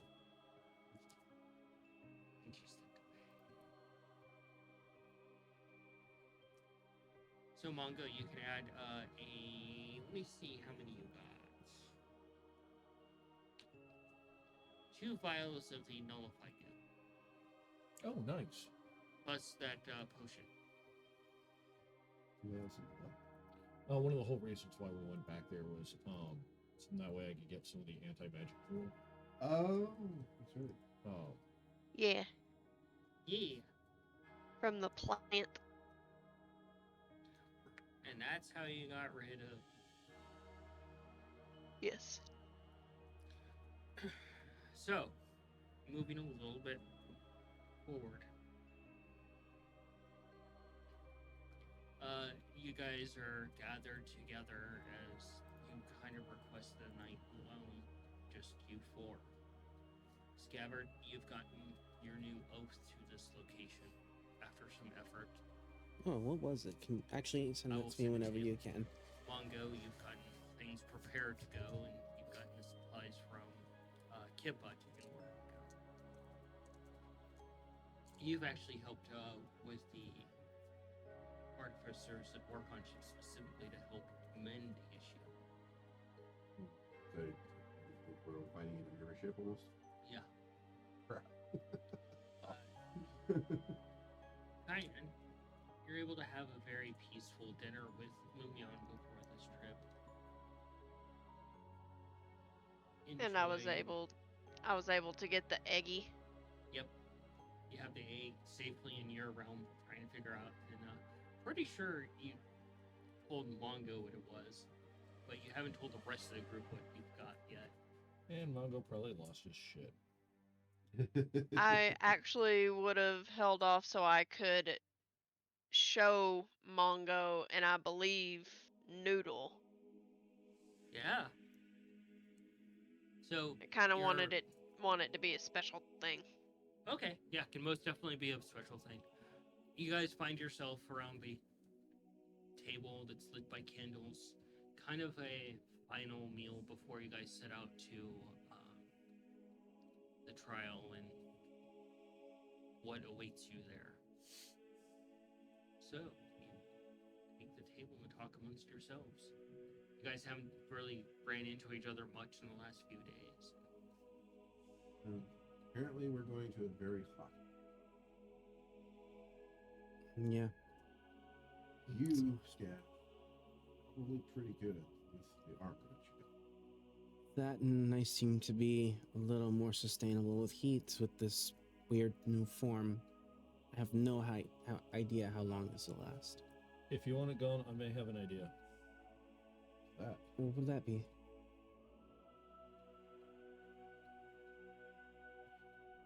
Presumably, the ruby's still there. So we make it not there. Okay. make him sick. Basically.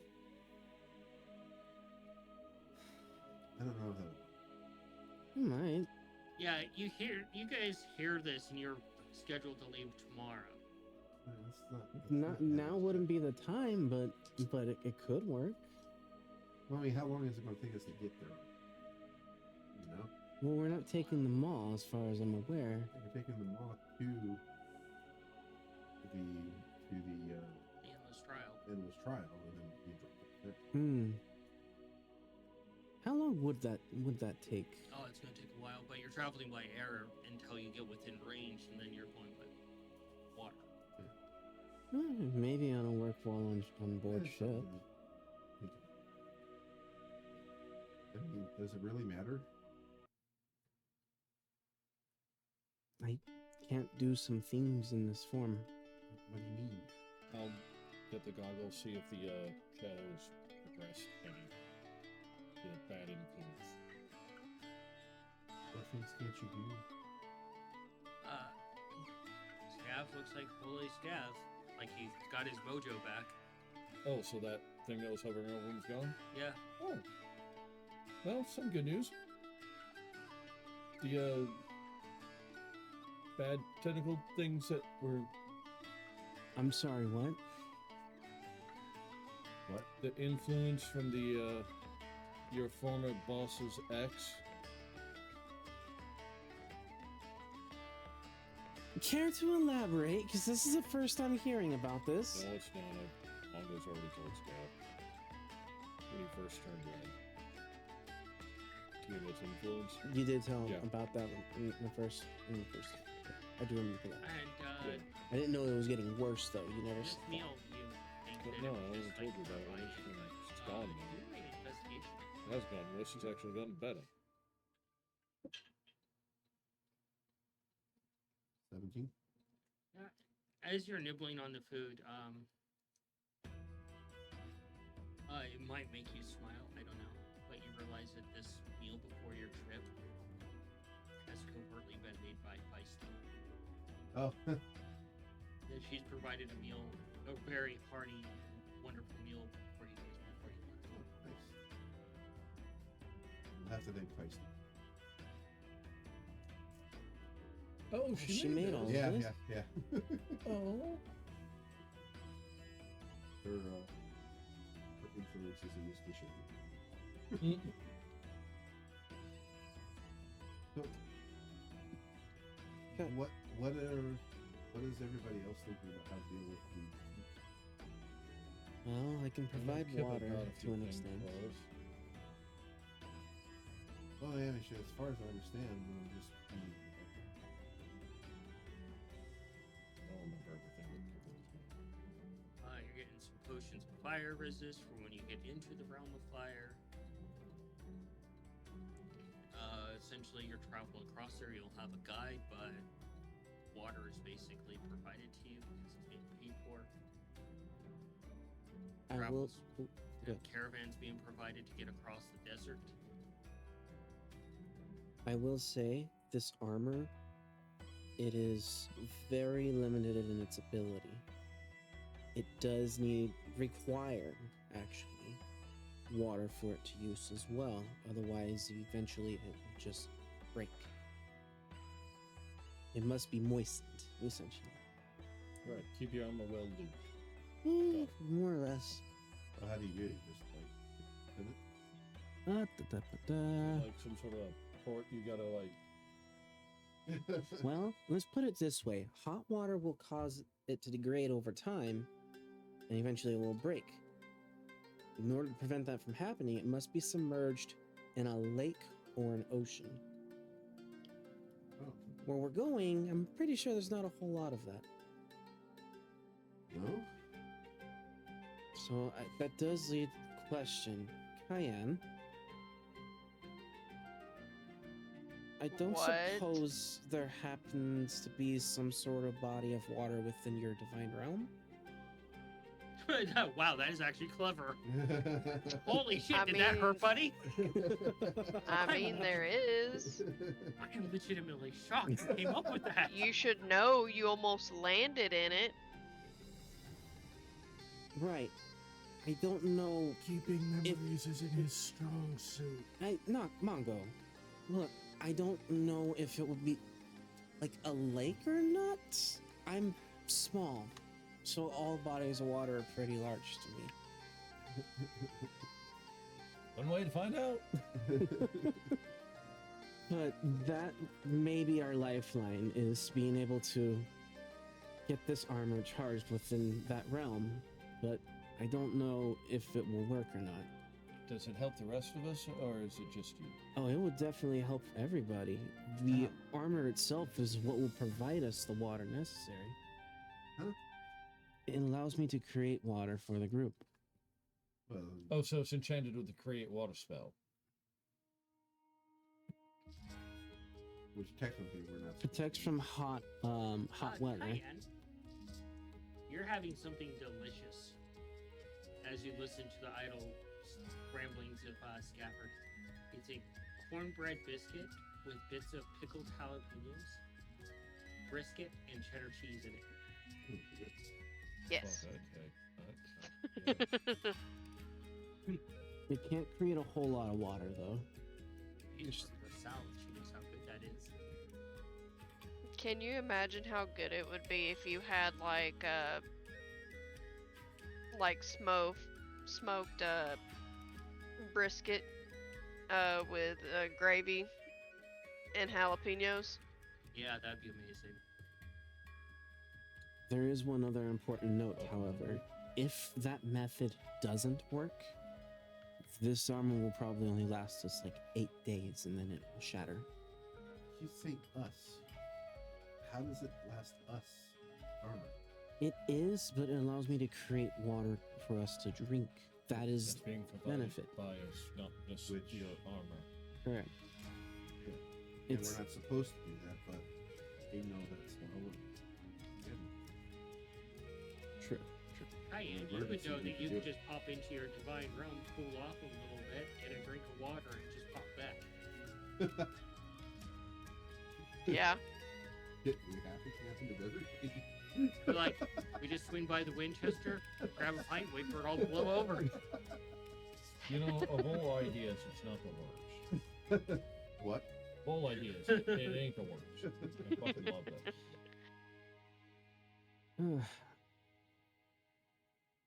I wonder, like, how long these potions.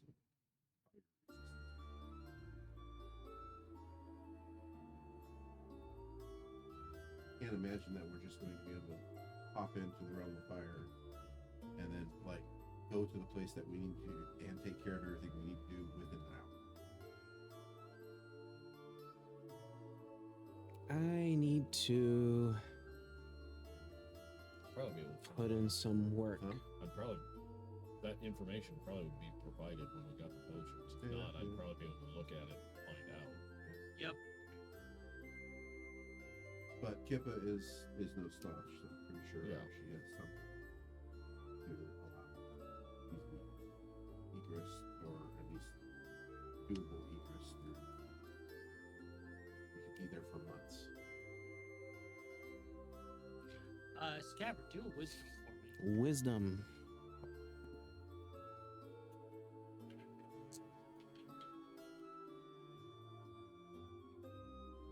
$27.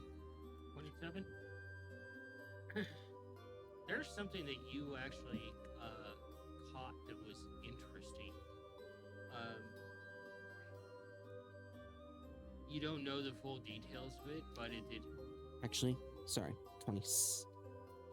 Shut up. 23. I looked at the saves, not the. It's something interesting you caught, and your father alluded to it, and that's that your mother finally bent her knee to Kippa. And that's a detail you know that you haven't told anybody else. Well, on the bright side, it seems that my mother and Kippa are somewhat coming around to each other. Yes. That's good. Progress. That's good. It's the little steps. Yeah. Honestly, get tired of this. I don't understand dragon things, but fuck, that's just rude. It comes incredibly naturally to us, apparently. And I, again, incredibly sorry for all the bullshit I put any of them through.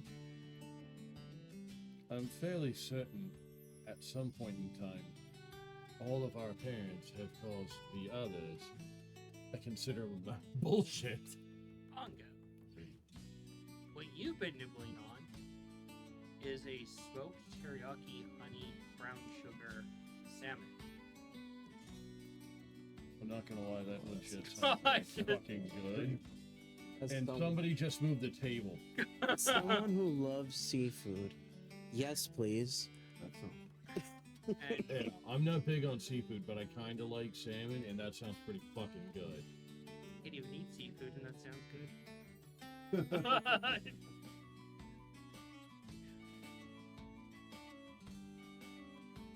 So, as you guys eat dinner amongst yourselves, you eventually just kind of head off in your own direction to finish up last preparation before the next day. Star Bar is waiting for you. Do you bring her a little plate of food? Yeah. And she looks over and she's like, Nikolai. Yeah? Yeah, we were having like that, I guess would be referred to as pillow talk. But I've got the base schematics down for something that's kind of an interesting thing. I just don't know where to take it. Okay. So, again, she gets the schematics and rolls them out and takes the plate of food and sets it down on one corner to hold down and another heavy thing for the other side. And it's a chainsaw that folds out and activates. Pretty cool. Robo action. I'm looking at a way of integrating it with your reach magic as the game. I don't know. Maybe it's Mongo's influence. I was thinking of the crotch area so you can thrust it into the enemy. What is that? Mongo's influence.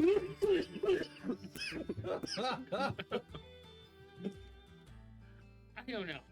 I've been hanging around. I've spent too many breakfasts listening to Mongo rant about being a bard.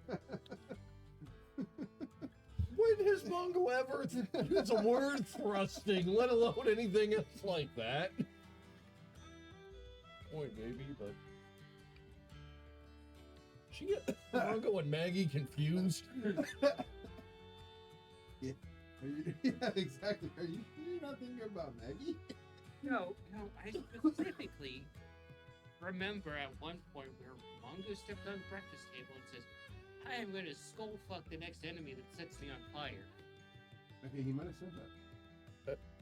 That literally indicates dick and face. Was Yeah, Mongo I suppose drunk? so. Was he drunk? I don't know. Or hungover? I think that's just a figure of speech there, friendo.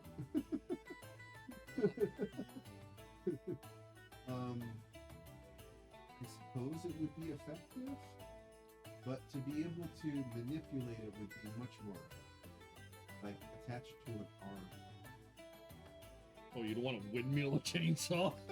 Look, all right, we'll work on it some more. Let's just as you're heading off to. Yeah, that place sucks. Yeah, no, I'm not looking forward to this, but So I've been there once. I got off the ship, immediately realized how hot it was, turned around, got back on the ship, and told the captain, no.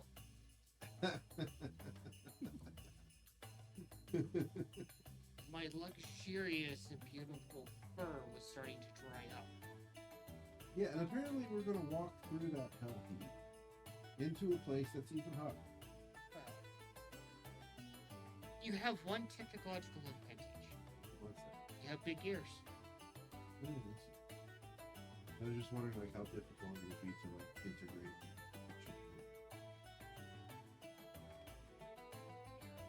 Between both of us, I don't think we can pull that off. Well, you can leave tomorrow. Yeah, Let's just enjoy the night. we've got the time on the ship. Maybe Mongo, you head to your room and I know at some point in time there's something I gotta talk to Noodle about. yeah, and Coin is there. Yeah. She is hanging out with Noodle. And she's just kind of, and do a perception.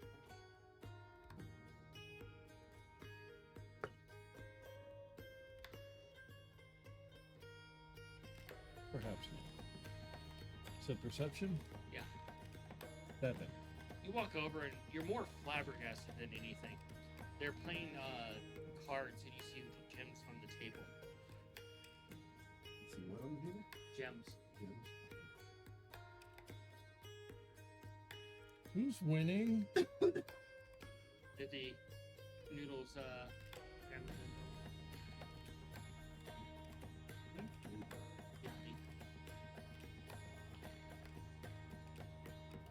Leaf the pirate. yeah. Does Leaf have monsters search? Kind of what I was Sure. wondering. You can call him out on his bullshit. Steve? Did you roll your sleeves up? Does he? No. Why not? I don't think you usually wear long sleeves, do you? Points at his pirate coat.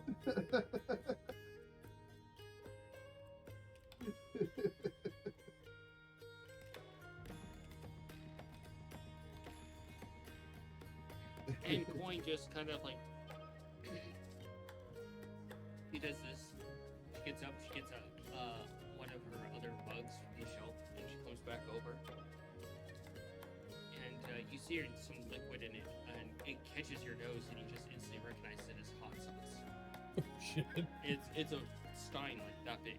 Why does she have a stein of fucking hot sauce? And she looks over at Leaf, and she's like, "Wells?" He's like, and she just reaches over, grabs him, and shoves him and pumps him into the hot sauce. And you see bubbles quickly coming up, Oh, poor buddy. and she just pulls him out. And he's just saturated with this hot sauce. God, that must burn the eyes. She sets him down and he starts putting all the gems and cards on the table and glares in her direction as he's dripping from with the hot sauce. I'll clean them up.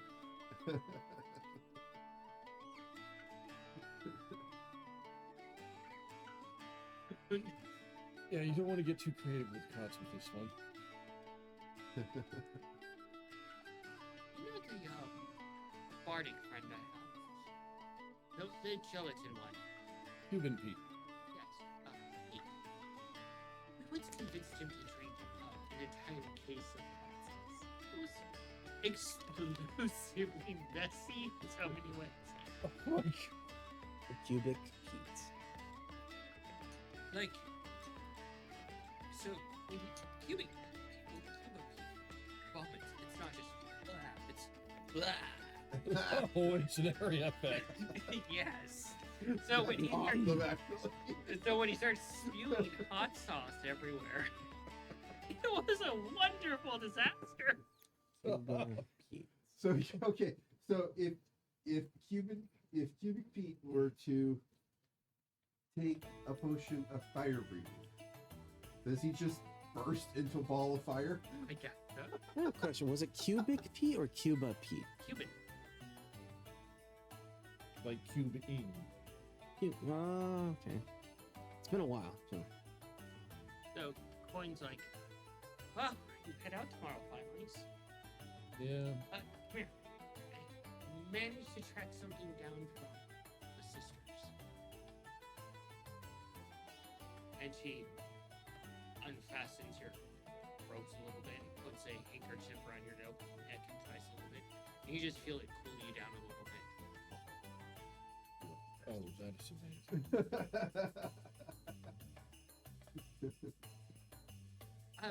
This apparently belonged to a feeling folk that lived in a gut.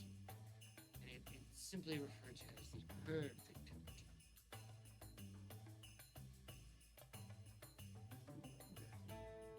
The other name that the sister told me it was called is hair conditioning.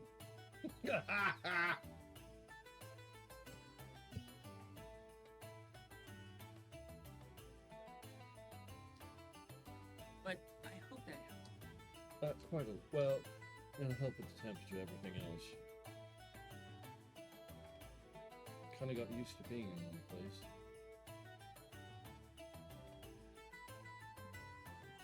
Be safe. Yeah, but I'm not entirely sure how long it's going to take, which means I'm going to be gone for a while. Kind of like being near old friends. Closer to you. I like you being here too, and I'll be waiting for you. And if you don't come back, I'll send Louis on after you. Because he's gonna go after you regardless, because you're looking after Diane. Yeah. If you don't return her safely, well, what do you want on your tombstone? I wouldn't normally say my last words, but something tells me if he's mad, my last words are gonna be, no, wait, let's talk. And I'm not quite sure that's really the best. Okay, so as far as Feely folks go, I think if you do die, it is by Lumion's hand. I'm simply just gonna have him. Oops. That's fine. That seems to fit. Oh, Or, oops, me drink spilled. I got to talking about him, and he finally explained that little comment that he made the other day. Huh. Apparently, all Munchkin Feely folk are void touched. Look, I don't remember as being touched by anybody of the void. Kind of creepy. No, it's all of us. I guess somewhere way back when,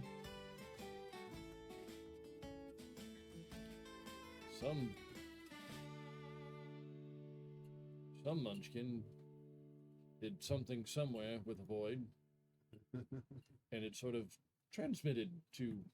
That's Oh, I need to come oh, up with a better way to wow, phrase Mongo. that. Pongo. Wow. Okay.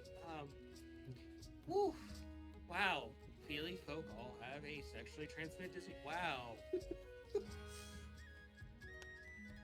What clerics are for?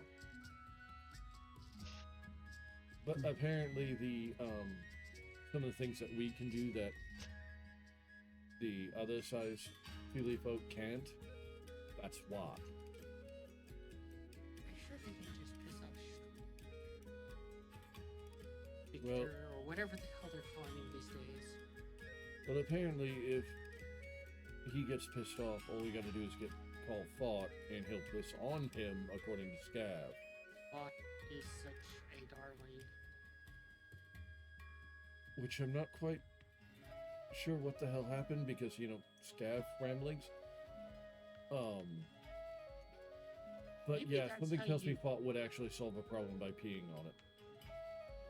Sounds like Bot, but perhaps Scabbard is a nuclear option against enemies, especially bandits and those that are less mentally inclined, because he could just monologue them into submission, and then you guys just finish them off from behind. True. Really extend the range, just amplify his voice. That qualify as a weapon of mass destruction. No, I believe that. Oh, no. I'm not going to tell you about what one of the things that Anne said in my presence while we were all having a girls' day out. Because someone bumped into her. It to be a dwarf. Oh no. Yeah, no, when it comes to some of them, she gets a bit short-tempered.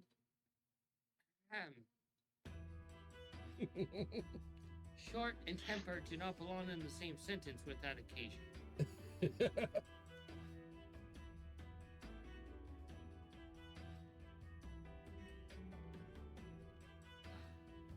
Yeah, I saw one slap her on the ass one time, and without even thinking, she just sort of kicked.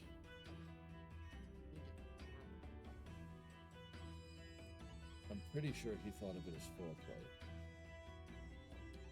Right. So you get to spend the rest of the night with. At some point in time, I got sucked into it. Break the bad news. You'll get a chance to. You get to spend the rest of the night with Kippa. Hi, Kippa. How you doing? Well, very well. Are you excited to go on your Truthfully, I am quite nervous. You're still red. I am. I don't know why, but Mongo did bring up a good idea.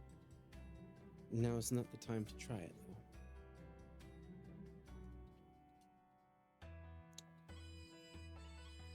though. I've regained my divinity. Okay, I'm gonna say the joke that everybody's been saying. What god's dick did you suck? Or what female god did you go down on? Please don't tell me it was one. No, don't tell me it was one. Kippa. No, one of yours. No. First of all, I'm hurt you think I'd do that. It's a joke, Gabbard. I'm doing it in like mock, like. Mm. And second of all, it actually is something that I discovered. Remember the library temple that I told you about? The one you can't remember where it's at? Yes, I do.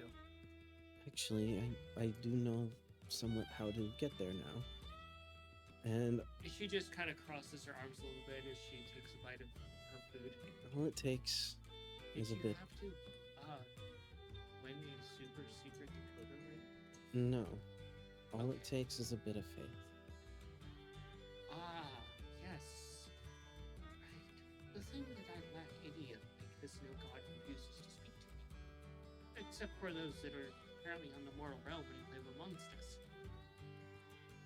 Well, this is a place that anyone should be able to visit. You included. Are you sure that's a good idea? I'm pretty sure you won't be suddenly ignited. It is a place designed to provide knowledge of the gods. Okay, again, based off of what I am, are you sure that's safe? Honestly, I really don't know. What I do know is that I'm compelled. I feel responsible for it.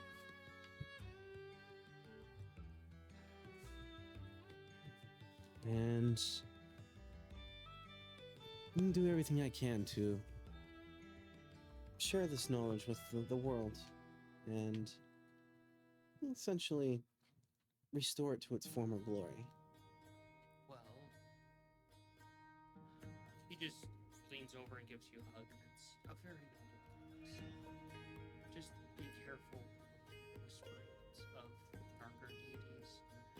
Your family has a habit of Of, listening. of course. I know all too well what that's like. The world needs to know of the deities, but they also need to know the risks and dangers of them as well. You cannot have a repeat of what happened. I won't let it happen. I have work to do. I've lost my father's equipment.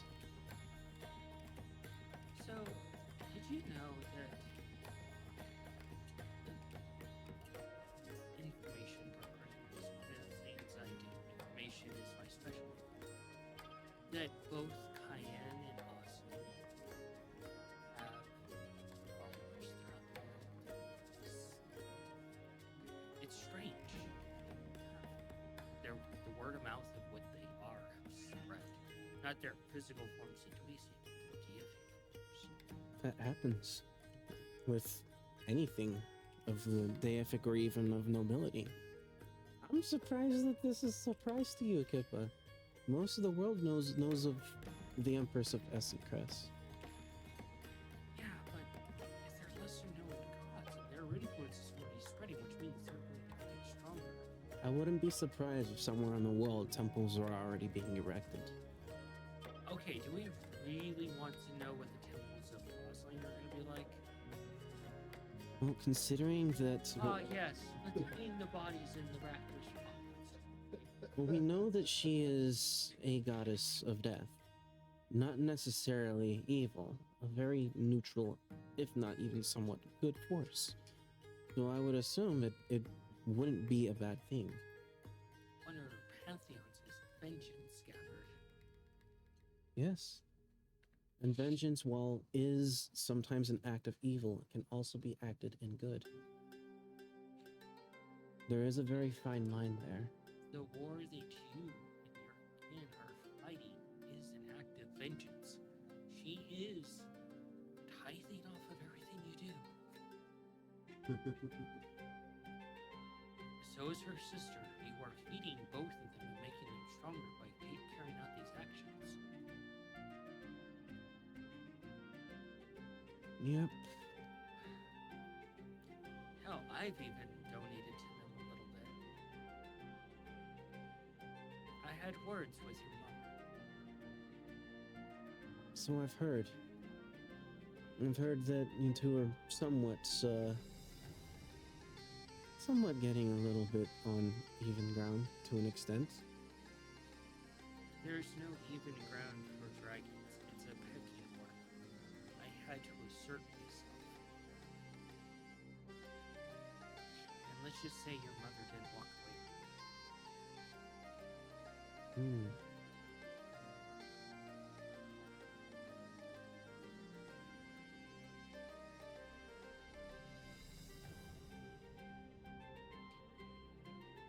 But no, Scab, I'm not going to bring your mother's second death.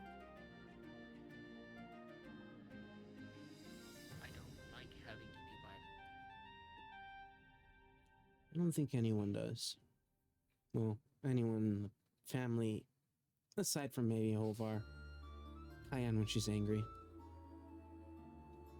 Osling. Osling. Mongo when he's angry.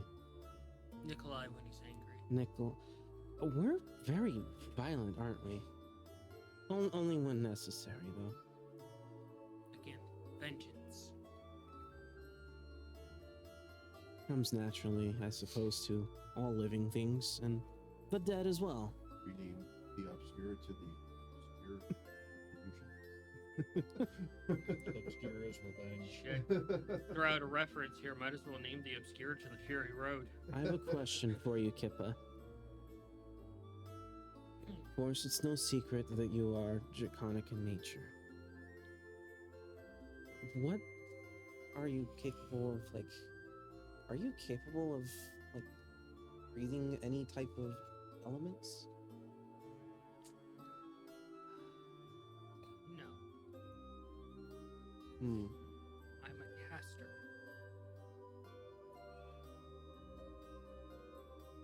I'm a very, very dangerous caster. Would you like to help in something? Zach, I have a lot on my plate. Something we can do together. I have to... Well, I have to rebuild some equipment. Actually, you got equipment from the library. Huh? You got equipment from the library temple place. Okay.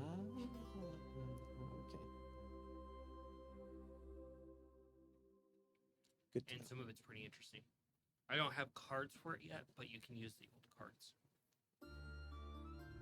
There So- is one thing that I do have to still fix that is long overdue. And I think it'd be somewhat useful. But that can wait for another time, if you're too busy. Let's spend the night together because you're leaving tomorrow morning. Right. Cayenne. Moving over to you, you're having dinner with Lumion.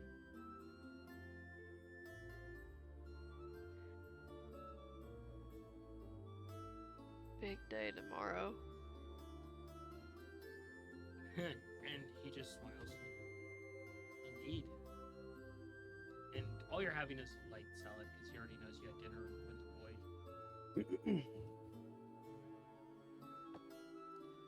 He's like, you have a bunch of mischief makers to look after, and try not to kill, to test your patience, as are the citizens of where you're going. Yep. Should be fun. Right? Remember, you're a god of good. Your sister's the goddess of vengeance. I know. You're to show compassion. I know.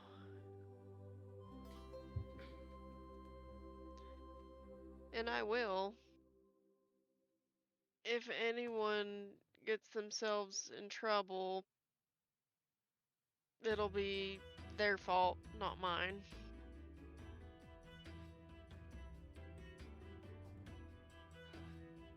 The Burning Temperament City is a very dangerous place. The trial itself is a very dangerous place. Ideologies are not welcome. But if anybody so much as downs you or kills you, they're going to have to answer to me. I'm definitely going to make sure that. Excuse me. Definitely gotta make sure that nothing happens to anyone. He slides something over to you on the table. I'd take a look at it. And and it's a bronze chain and a bronze pendant with some sort of icon rock on it. He's like, if you happen to visit the Bronze City within the realm of fire, this will give you leeway. It marks you as a noble that is welcome in the city. Huh. That's pretty cool. He's like, if you don't have this, you're likely to be purchased because you're not from the realm. I'm going to Granted. make sure. I'm going to make sure the brothers stay as close to me as possible there. He nods. He's like, granted, I'm willing to visit and pay whatever price it is that they ask to get you back. If not, double. Your brothers have my bargain.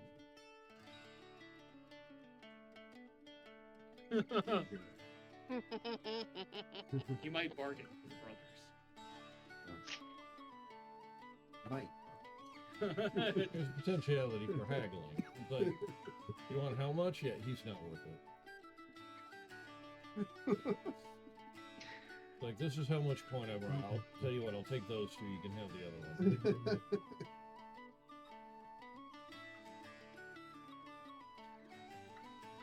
The realm of fire shouldn't free you much. I mean, you are a god, but visible form might not. Yeah, I have a disguise that I'm going to use while I'm there to make it not as apparent. You're clever. Are you learning from Mongo? We've been talking about like coming up with different aliases for each different place that we visit, no matter the plane. Now that That's- I have the ability to change small things about how I look, I'm definitely going to use that. Well, that's good.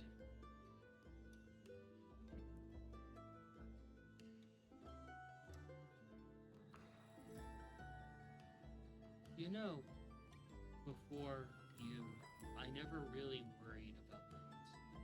But now I have you, and I worry about your safety, your well-being. It's pleasant. I worry about your well-being too. I ate an exotic fruit that I shouldn't have eaten.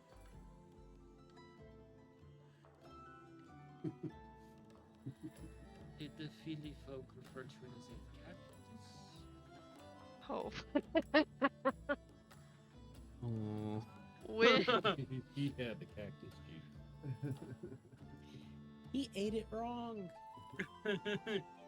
when did you eat said cactus? A few days ago. It was unpleasant. But I maintained a strong appearance and finished it and said thank you.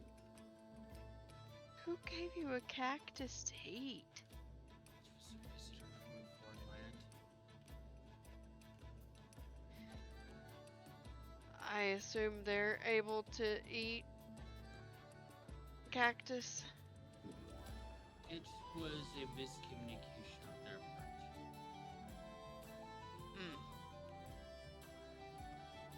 I would not recommend performing the act of eating such people. No. Mm-mm.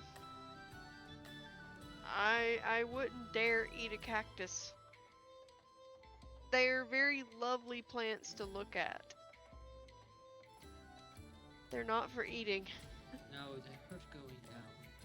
Unpleasant. Bitter as well. Yeah, I wouldn't believe that it would be too tasty when not properly cooked. Raw cactus is not the greatest. Now, grilled cactus is really good.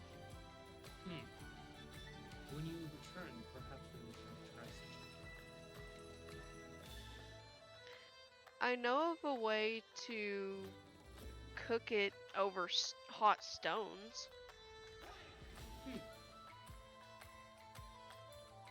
I'm intrigued. Goes really good in a salad.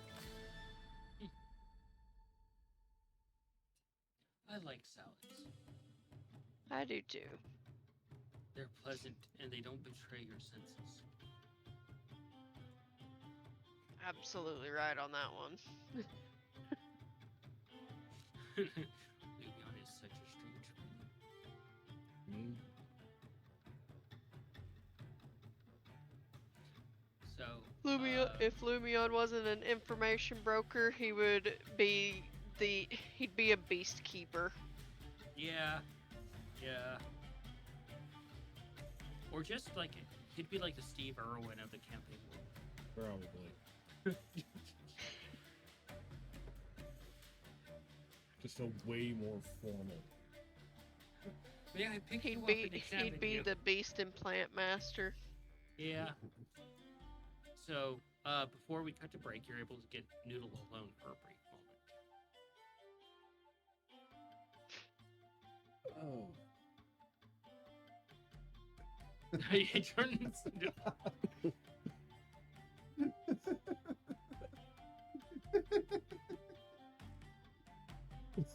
I'm not trying to say anything negative. It's just...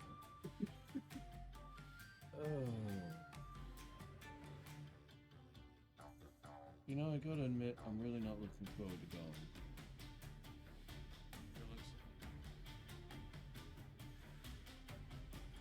Finally got the whole family back together.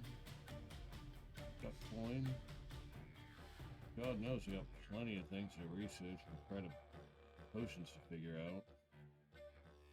Kind of harder to do when you're worried about burning your feet walking across sand. Shit gets everywhere.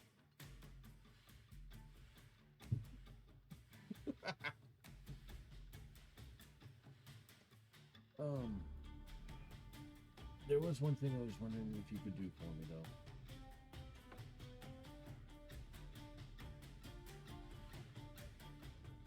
Since the entire family's, well, put it bluntly, we're kind of shit at keeping a low profile.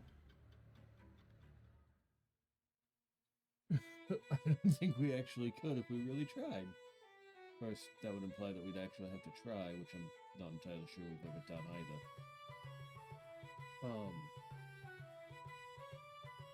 While the four of us go off and deal with that hellhole, could you stay here and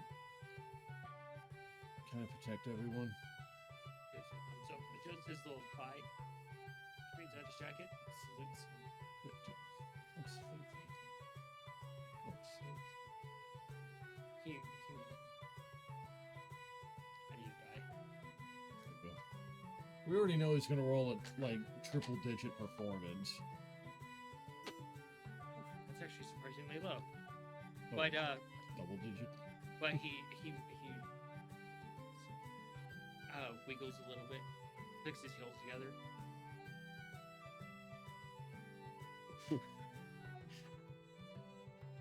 Don't ever have to salute.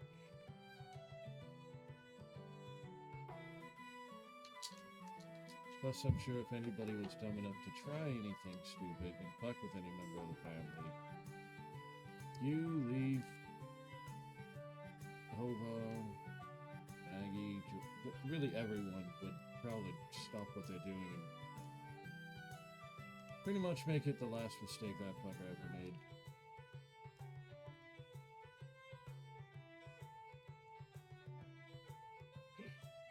Especially Hova, I'm pretty sure he is itching to get into a fight at some point. He looks around like looking around like he already has gotten into a fight.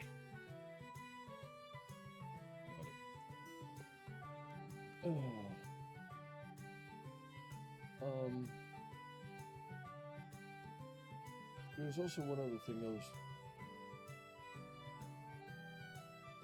kind of hoping. When I get back,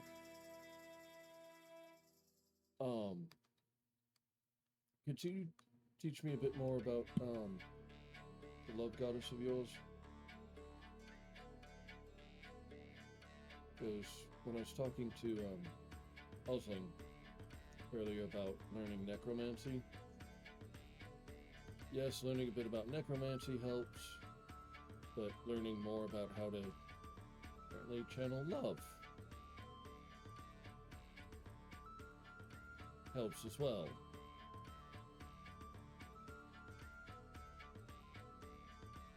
That's gonna be an interesting talk you have with the rest of the family. Yeah. Orvino follows Buffy.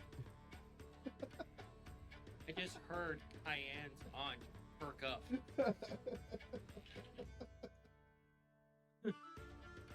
When say debauchery, I'm all in. Hey, so Who far- are we fucking? Okay, is that the same one of the pranks? Because Mongo's already a big fan of the pranking goddess. Also covers debauchery. Oh, I didn't know that part. She's the party animal. 110% she is. She would be the reason that there's an April Fool's Day. Well, There's Mongo's 3 of great. those. Actually, no, there's 4 of those in the Fate realm. Wasn't one of them like the Festival of Fools or something like that? Yes. Yeah. To celebrate the end of each season, they actually have a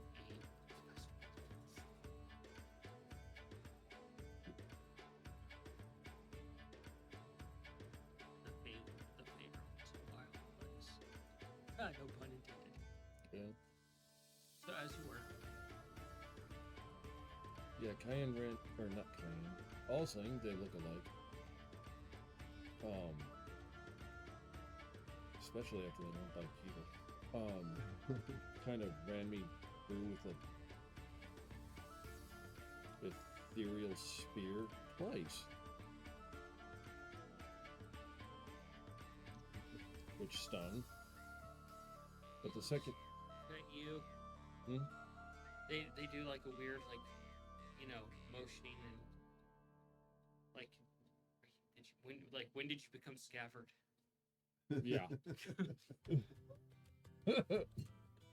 Now I know how he feels. The second time trying to channel love, I didn't really slow it down at all. Pretty sure she just pulled her punch on that. Yeah. But apparently, love conquers all.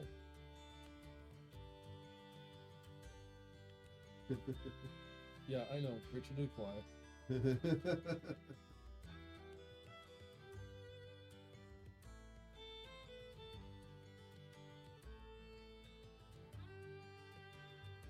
Gives you a hug. Hug him right back. So we're picking up with family, and the trip is actually let me roll this 'cause I forgot to do that part. Oopsie.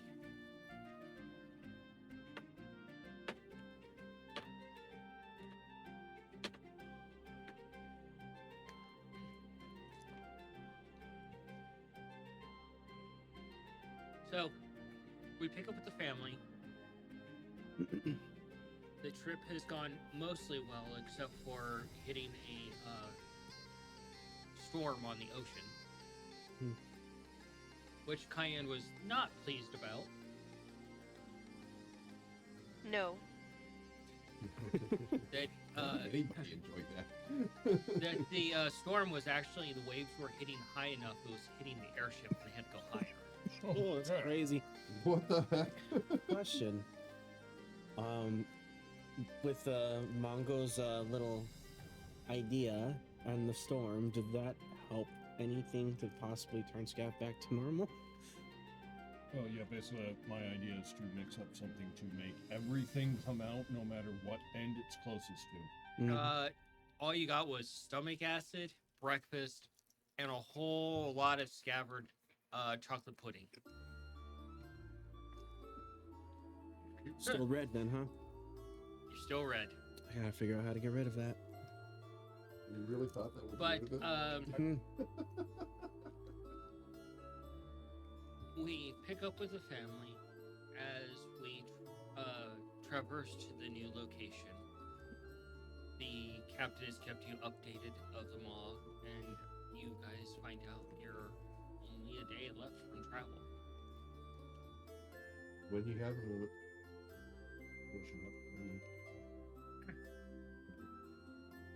And the travel's gone well. There's been plenty of good food, and just so you're violently shaking no shaker bottle. Meh. Cayenne, professional tip: just pretend it's Manny's neck.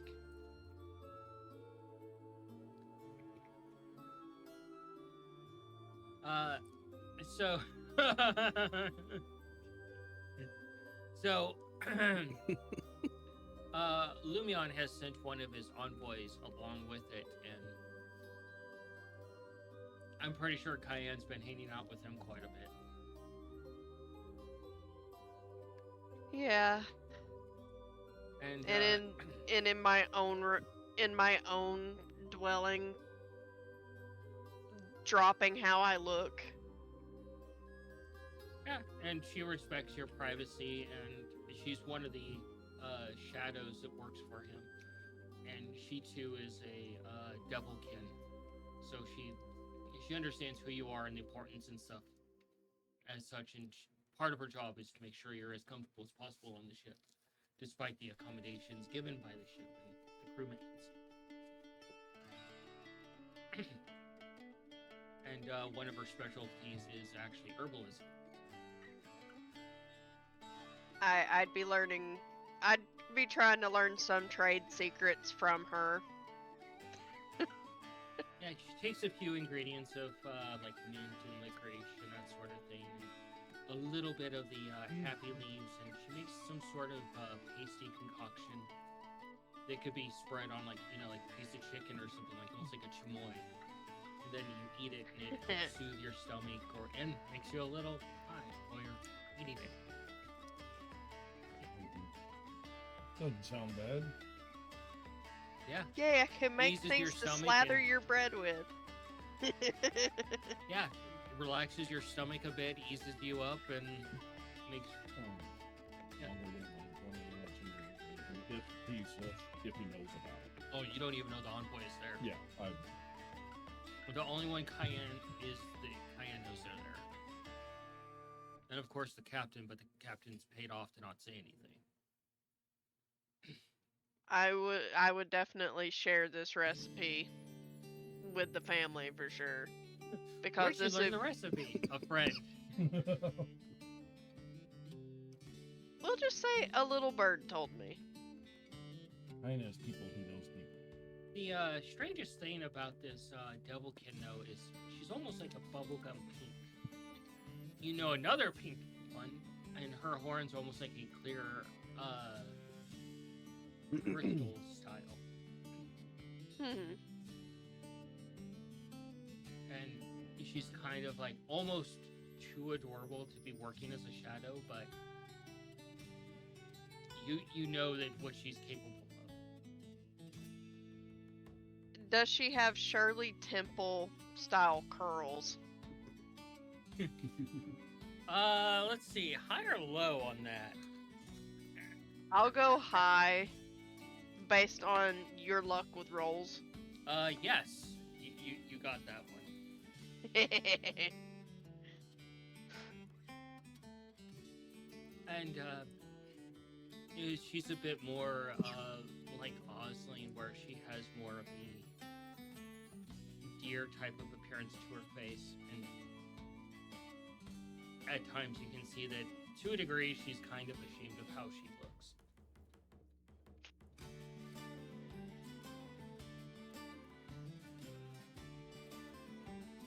And she just sits Right. quietly and watches over you and takes care of you.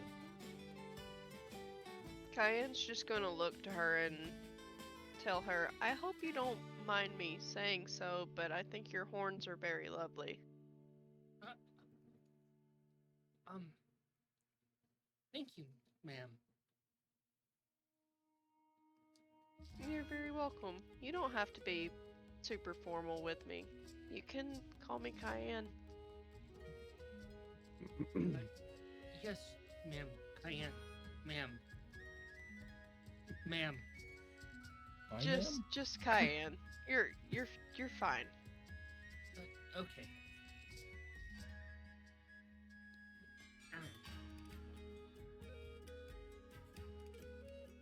And one of the things you learn from Lumion is that depending on the shadow, they tend to give up their name to become a shadow. But you're literally the boss's wife, so you can ask what her former name was.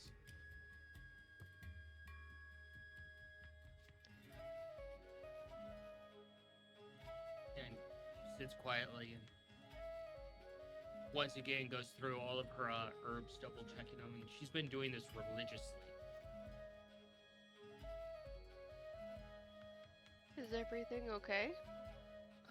Yes, I'm not familiar with the ocean and the air.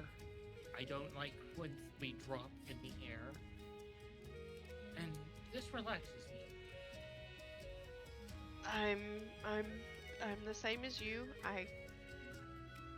I don't like crossing bodies of water. Not because of fear of the creatures within the water, it's fear of what I don't know what's there. Well, isn't that when you make friends? To be fair, we can cross bodies of water, at least we're not vampires. That's very true. I have met some vampires who do live everyday lives like we do. I've been to the city where vampires walk amongst people and fall under the sun god. It's strange to see. It was very strange to see, but it was for me, it felt oddly heartwarming. Well, it proves that creatures that are horrific. She pauses for a moment after saying that. Could find a better way in life.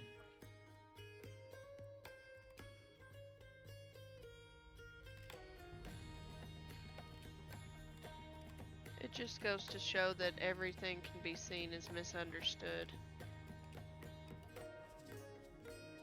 Winter Storm is seen as a terrible event, but it forces people to bind together and get through it, which makes them stronger. Mm-hmm. And at this point, each of you are feeling the warmth starting to seep in. Long gone is the cold of the seal, and now it's just the... Oh, it's like the encroaching months of summer in Arizona. I mean, encroaching is like instantaneous. I bet it was like going into that tent. Yeah, but a lot more drawn out. Oh. Below decks, it's nice.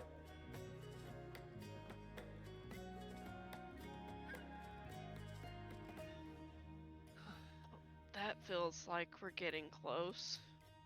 It does. It's familiar. I noticed that you are a devilkin that looks similar to my sister. Is she... Wait, no, she's not pink. She's a ghost. She's more deer-like in appearance? More doe-like? Well, may I speak freely? Yeah. In our culture, well, my former culture, her kind, if they're that appearance, are considered a bad element. Me, on the other hand, were considered a trophy. Well, highest bidder gets to own us.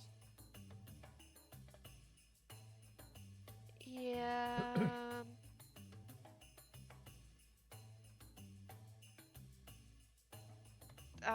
I don't accept that way of thinking.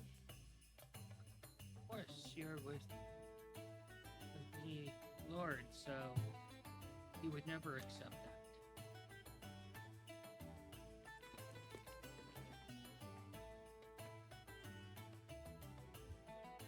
And I wouldn't allow that to happen to anyone. Everyone's allowed to be their own free person. No one owns anyone. She lets out a small smile. And, you see another detail of her former past where she would have the 4 canines essentially have been filed down to be rounded.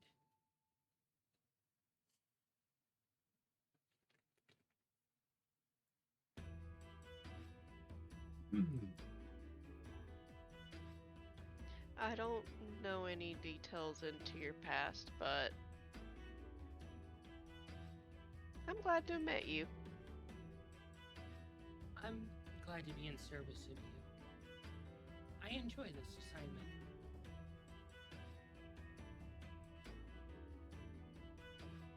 You tell my husband that whenever you feel like going on a trip with me anywhere, even if it's just a walk around town, ask if you can be assigned. That would be wonderful. I would love to be one of your overreaching personal guards. I'd like to at least be able to let you work and also just be yourself at the same time. She nods at this. And then at that point, the airship drops again. Oh my Good timing, god.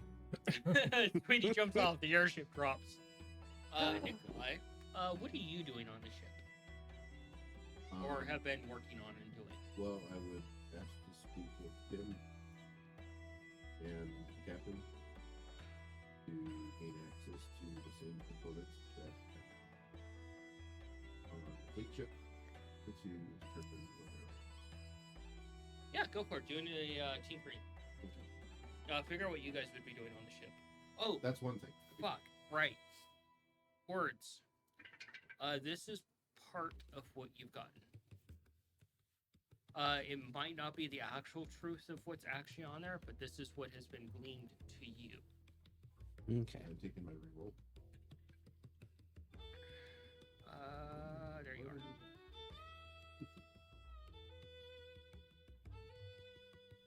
Did you send Discord or? Telly. Gotcha. Modified 20. Modified 20. You asked him about it, and she's like, "Oh yeah, sure. You're stuck on this ship for a while. I think he's the extra hand in me. Word gets around if you're big brain 3." And she takes you to the area. Someday I can hear level of big brain. She just smiles at you, and she takes you to the safety rails where you can actually observe it without getting close to being turned into mince pie because it's in motion. And you can see that she's actually subverted the construction for the unique design of the wall. That there's actually moving armor plating around it. It's quite ingenious. So, as a result, for allowing to mod various configurations, Yeah, but without the configurations, the flaw still happens. yeah, but it's been modified where it is very well protected, that you're not going to just tear it away. Okay. That it's going to take a long time. No. Very. And if you want, you can do another tinkering to see if you recognize the kind of metals that are used.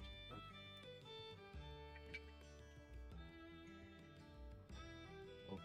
Well, without getting closer, you can only guess that it's possibly some sort of enchanted mithril.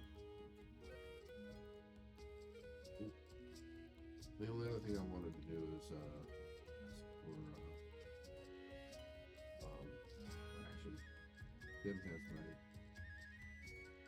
gun.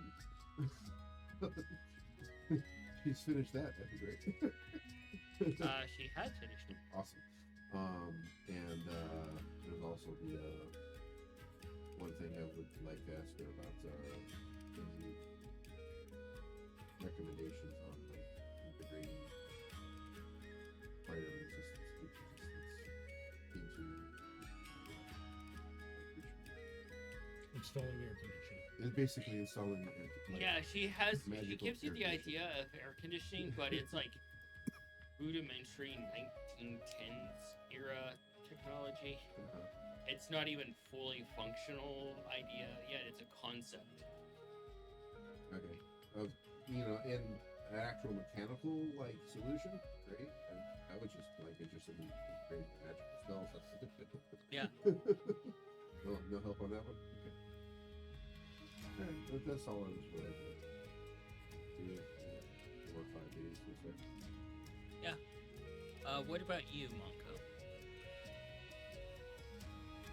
See if there's anything that I could do to help out.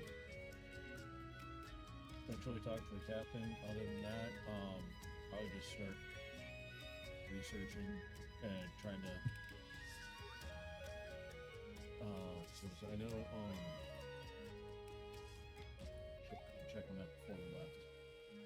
Made the one potion of absorb elements to see if I could actually make the potion. But that would hold brew for a little while. So then I'll start kind of like writing out the what I think are going to be the mixtures of Some of the Arcana others. for me. Arcana for Oh. me. It's the thing we're trained at. We should be good at this.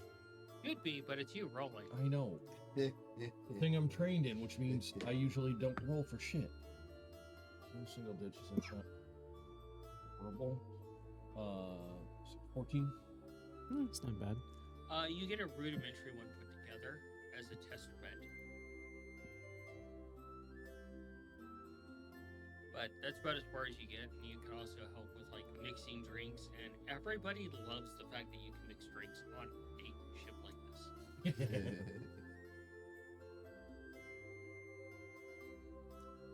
So you're actually quite a hit when it comes to drinkies. Oh no. Tequila and clam juices go around. I'm okay with that. Yeah, none of that nonsense. But yeah, you're able to make drinks for people and they enjoy them.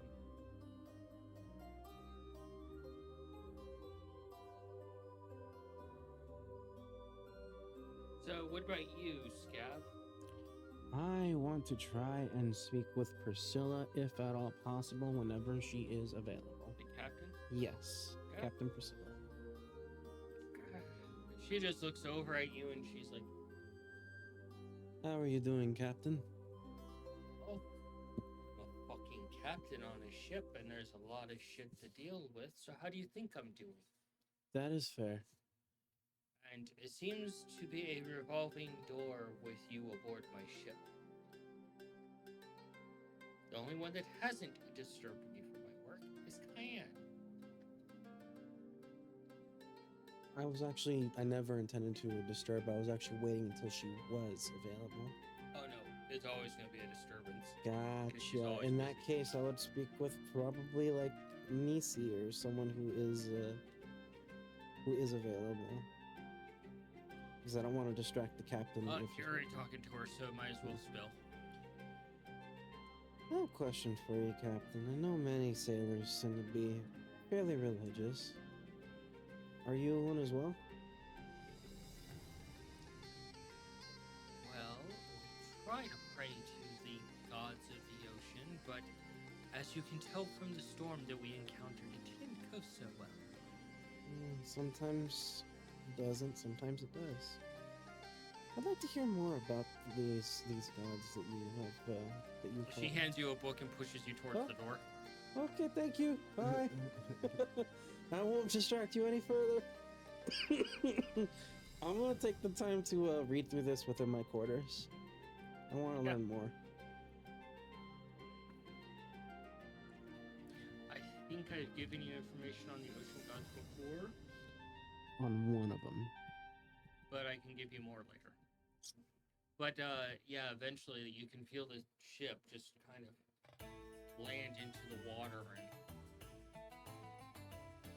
you feel it now at the mercy of the actual ocean, and it's very calm ocean at this point.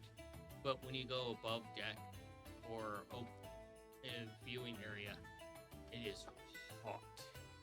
I don't need to go above deck and get sprayed with boiling hot water. For you, Manny, it would be similar to going out on the ocean during the summer in Florida. I don't know how that's gonna be. Either gonna be a fun time or an absolute nightmare. And you do see the docks come into view as there's a few ships there, mercantile ships, possibly pirate ships. You don't know. You're not sailors, so you don't know how to relay that information. Other shippies. Yeah. And you see the Maw actually raise its flag for going into port, which you haven't seen really. You've seen it do a flag before going into Conceal, but this is a different flag. And you head into the dock. And as you're starting to just relax, Cayenne, you feel the ship just suddenly lurched and coming to a stop into the dock.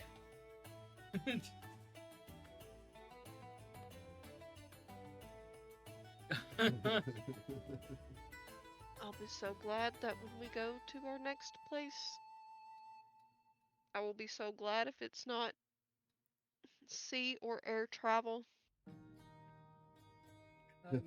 Ma'am, about almost every place is land or sea travel. I meant air or sea travel. Understood. And eventually the dock hands go through the work, and you guys can gather your things and leave your quarters. Putting on my suit. Your armadillo suit. Yep. And I'm supposed to not be who I am. So. your shadow, she stands up and pulls her hood up over her and just seems to fade away into the shadows. Cayenne's just gonna whisper a thank you. And you know she hears it, but she doesn't respond. She's on work now. Cayenne would have changed her appearance. And you change your appearance to Manga? Gabbard? My appearance has Well, you're already been already red. changed, so. Yeah. Yeah, and as you depart, you are able to wait a little bit before undocking. The captain is taking care of business off the ship to permit it. And yeah, you have arrived at the trial. And you can feel from the doors that are open the heat coming in. It's about like 100, 110 degrees. Hey, what does that feel like? Oh, wait.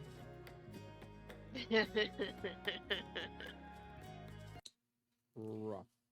Yeah, I thought so. What? Person's education is the fix. Just gonna constantly. Every hour, just chill the seat. that I'm And sitting in. you guys eventually head for the door and step onto the docks. The wood very warm beneath your feet, despite being on the ocean and the dissipation of the water and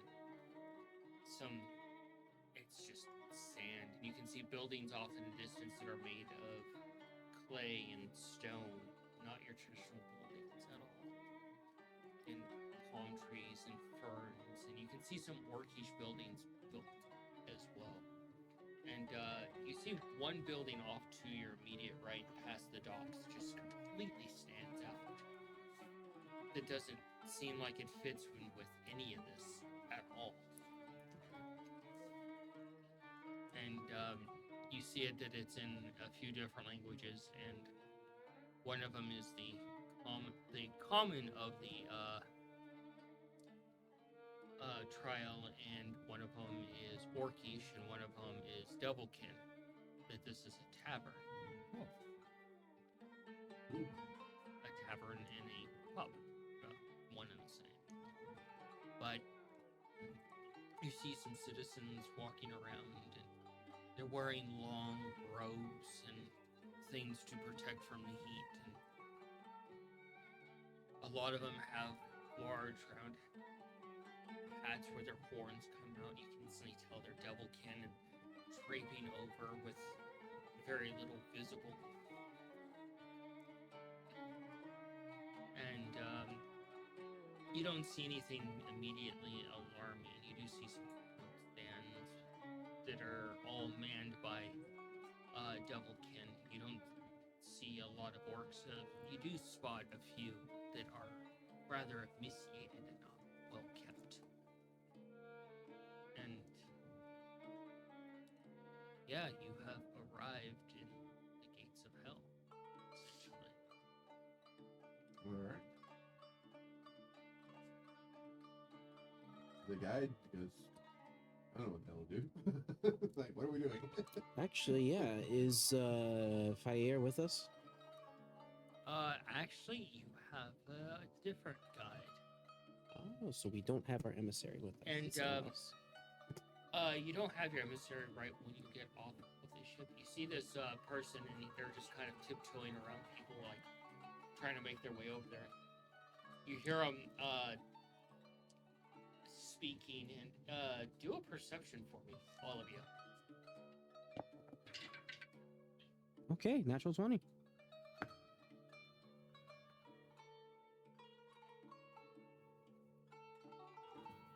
Seventeen. 17? 10. 10? 17. 17? You see it's some sort of birdkin. And they come over and they have robes on, and they're dressed in a style, but they almost look kind of touristy. Touristy, you said? Yeah. Oh, okay. And they come over and they're like, oh, fresh eggs. Fresh eggs.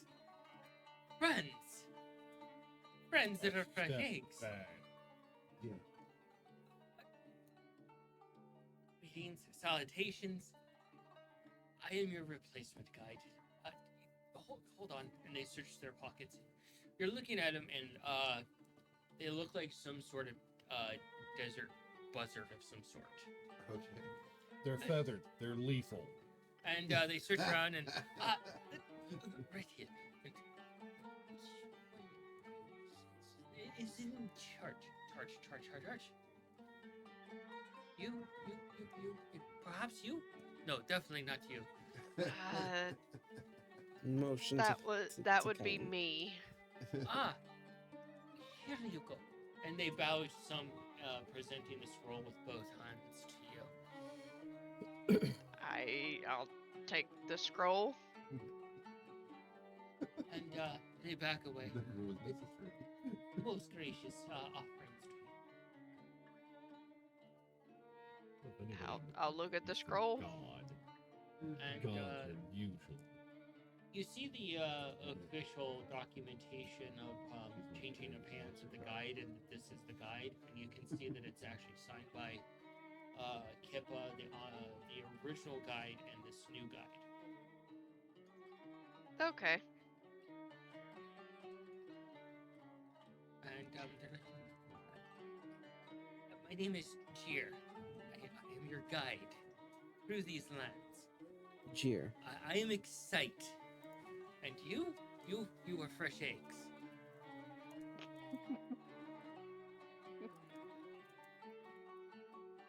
Mechanically, I just want to do a insight to make sure that that's a pleasant phrase.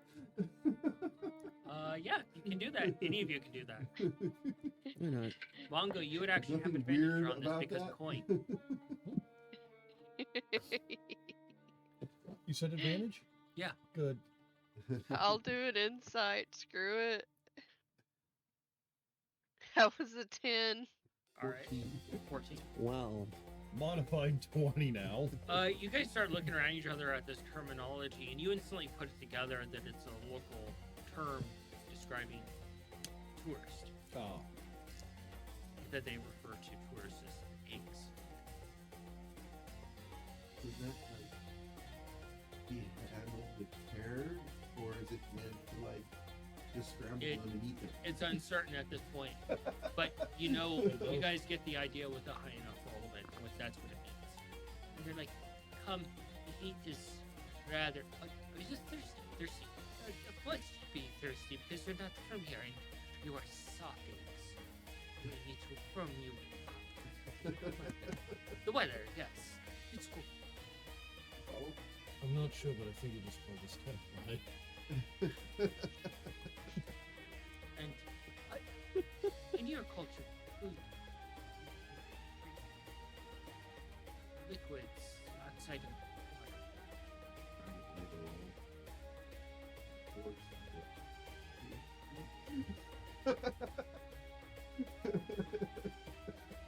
Indeed, I don't know. You care what you are. I don't mean that as an insult, but No, I'm just saying that like yeah, I'm they look at convincing you. myself that I'm aware. No, that he understands. The rest of you, the fleshy mind. believe wondering if you drink more than just water, correct? Yes, Scabby, you drink more than just water. Well, I'm just trying to figure out what you're trying to say. But yes, we do. Okay. We celebrate new friendship, bonding a friendship over drinking. Is that part of that? I am so unprepared for foreigner culture. Come, eggs. Don't get lost. Literally just follow me. And if you guys want to do an insight on the general feel of the area. Yes. That was an 8. 15.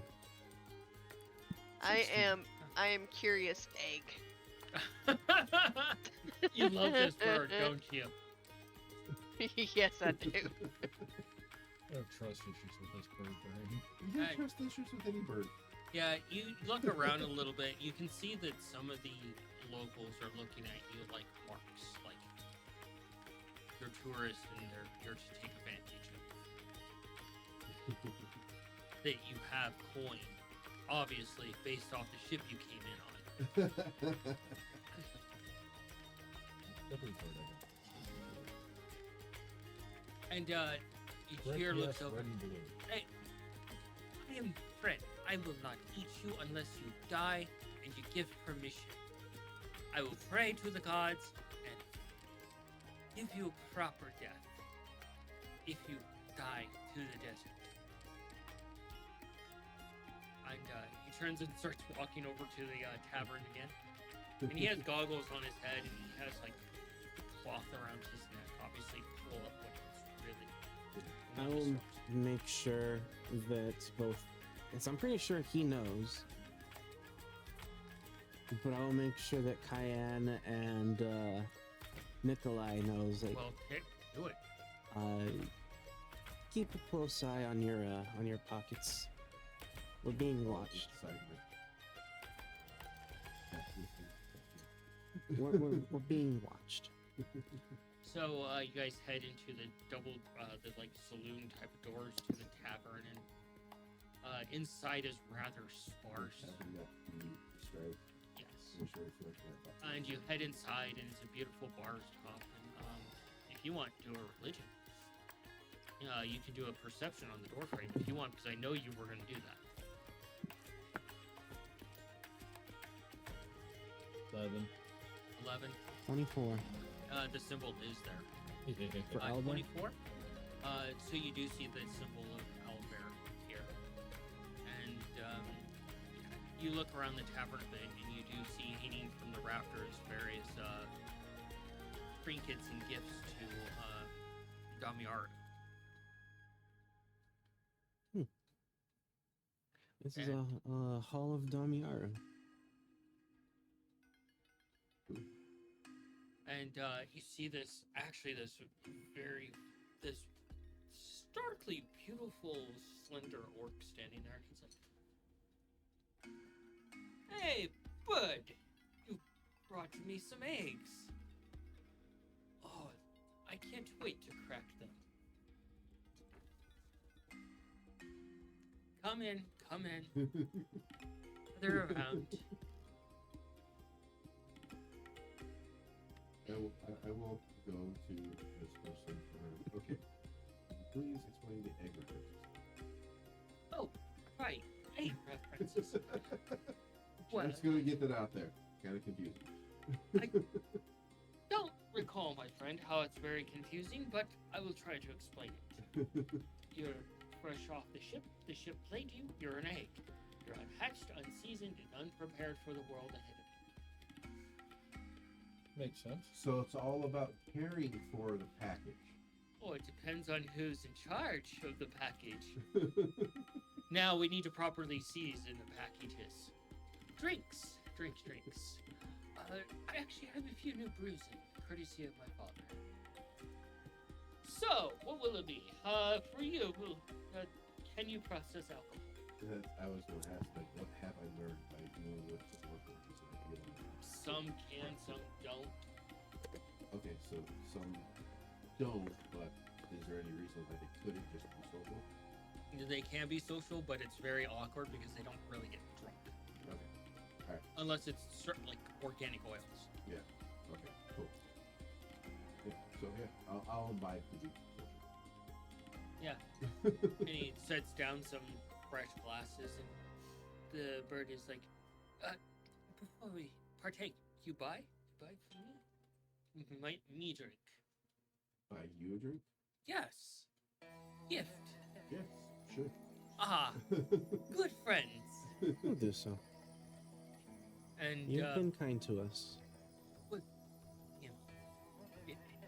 want to be kind to you. And Not so just we shall be because I kind be in paid, return. but because you deserve best. And these are this blossom. You were fucking staring me down over there about something. The question is, did she change it up?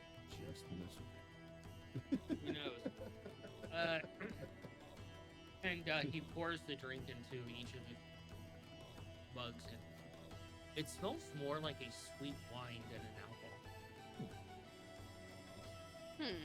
alcohol. And a few of you guys are all brewing, so you're probably interested. Oh no, definitely grab it, smell it, try to discern it. Nature knows that want to try and discern it. Would you, yeah. I want to see if it's more like a honey wine kind of brew. That's a 19. Okay. What is that snack that we have out here from Cactuses? Prickly pear? Prickly pear. Modified 20. 21. Modified. You sip it, you smell it, and kind of, and then you take a sip of it. It's just like you're on the casting couch right now with alcohol. And I will sit lightly then. and you get the Let me think cactus about fruit this. up front mixed with like a few like dragon fruit, a little bit of cantaloupe, but the sweetness actually comes from prickly pear on the back end. Nice. Dude, I would try this. Very tropical and deserty. Yeah. But yeah, my father's blend for this season here. While I'm always here, I decided to lay snake here and be a thorn in the ass of the fucking matron. Because she can go fuck herself. That's the whole. Your father's a Some very genius. small This is stories. absolutely delicious. Heard some very little bit of stories about this problem. And the matron absolutely hates Damiaru, refuses to have any sort of good influence in the land because she's fucking psycho. And, well, this is a safe haven where I can set up shop for my father and say, fuck you. Excellent. Oh, all the way through. Ah, as someone stated it, I am the Bardic School of And we made a new friend. Punk. I take it there are not many places like this within the Burning Temperament. Not outside of these walls, Does he friend. have a mohawk? He does. Big and blue, or is it like like Mike's? It's spiky, and he's actually wearing a vest made of different leathers and patches. What is your name, friend? Yeah, we gotta write it down in the good book. Yeah. And what is the name of this establishment? It doesn't have a name. It's just called the Tavern. When you're the only tavern in town, Don't really need a name. let me grab his name for you real quick. Let me see. Steve-O?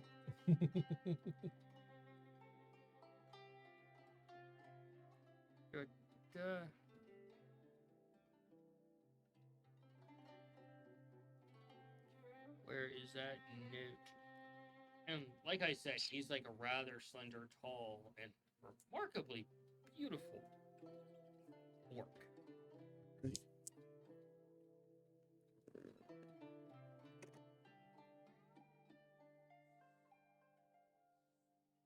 Oh yeah, found the spot. Is it the spot, or is it just the fact that Hi. his Humie is He making it? bows ever so slightly. Ilian Arrow. My mother insisted on naming me because my father just Ilian Arrow. terrible with names. Might be not good with names, but this is amazing. Oh yes, he's worked many years to work on his craftsmanship with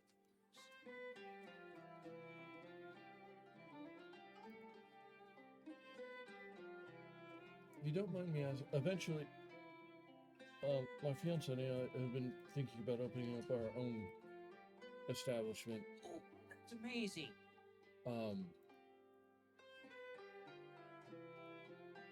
And once I tell her about this, actually, you know what? I probably should just get her a bottle of it. How do we get a hold of him in case we want to get some of this in where or whenever we? And he's like, he goes over and he grabs something and brings it over and hands it to you, and it's like this, almost like a business card, but it's a tiny little scroll. Okay. It's a tiny little scroll. Yeah. And yeah, it is from the Five Kings, and it's from Garrick. It's like great. No Way to way. go, old man! Connections, man. Did it happen to come from a place called, what was it called again? World's End. The World's End. Yeah, and it's that's on right. that piece of parchment. Yes. You made it big, buddy.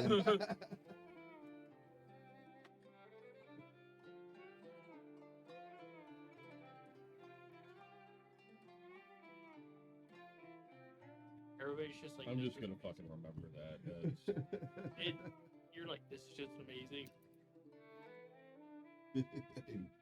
I knew you were going. Oh, you love it though. That's pretty good. That's pretty good. So you guys have drinks, and he's like, word of advice to those that are not so wise in these parts: be careful out there. This has been beat into our skulls since we knew that we were going to. Yeah, he looks over. Lass, I don't mean to be rude, but be wary of your other kin here. They're rather stabby and greedy. Yeah, they're Hi. gonna find out that stabbing her doesn't end well. Yeah.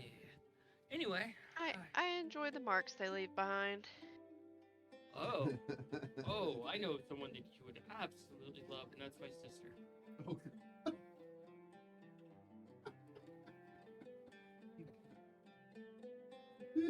What is her profession?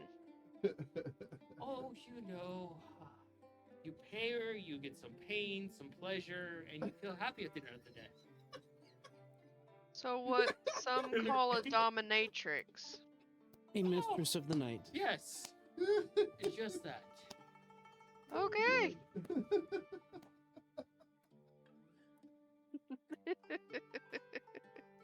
Apparently, she's taken some of my father's old adventuring toys and turned them into instruments of pleasure. Mm. That's the Sounds like unheard of levels. sounds like fun. Look, that arm wrestling thing. Oh god, no.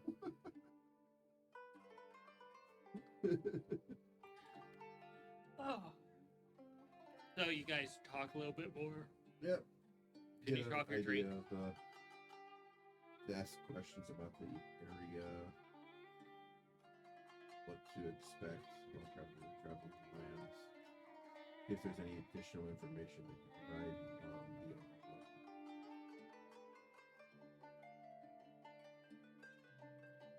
He's like, well, for one, you might find an underground water trader here and there. It's usually one of the cat folk. They're a little hard to communicate with, a little primitive. Like to throw spears and arrows and explosives.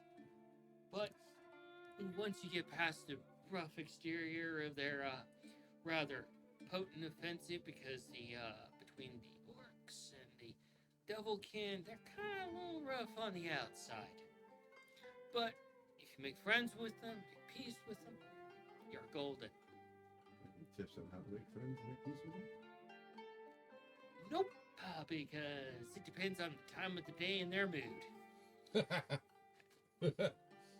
feel cold. Anything that absolutely does not work ever. Don't attack them.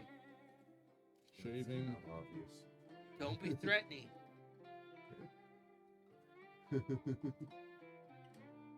Huh. What if they're like lowering the guard? They'll understand. My You're friend, sending us in character to the Feely folk. my friend, I believe that's what they refer to as racial profiling. Well, Oh, well, there I go, speaking like mother again. I was actually just thinking that. Fair enough. So, you're able to get your drinks, which are quite refreshing. You pick up a ball for boy? Yep. Yeah, it's only 5 copper per drink. And of course, purchase one for Jir. Mm-hmm. Cheers, like Billy's for the party. It's happy. Yes. It sings its praises and round to my head. How much for a bottle? A bottle, 5 silver pieces.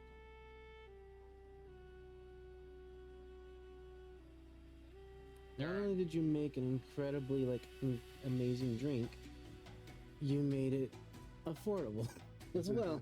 And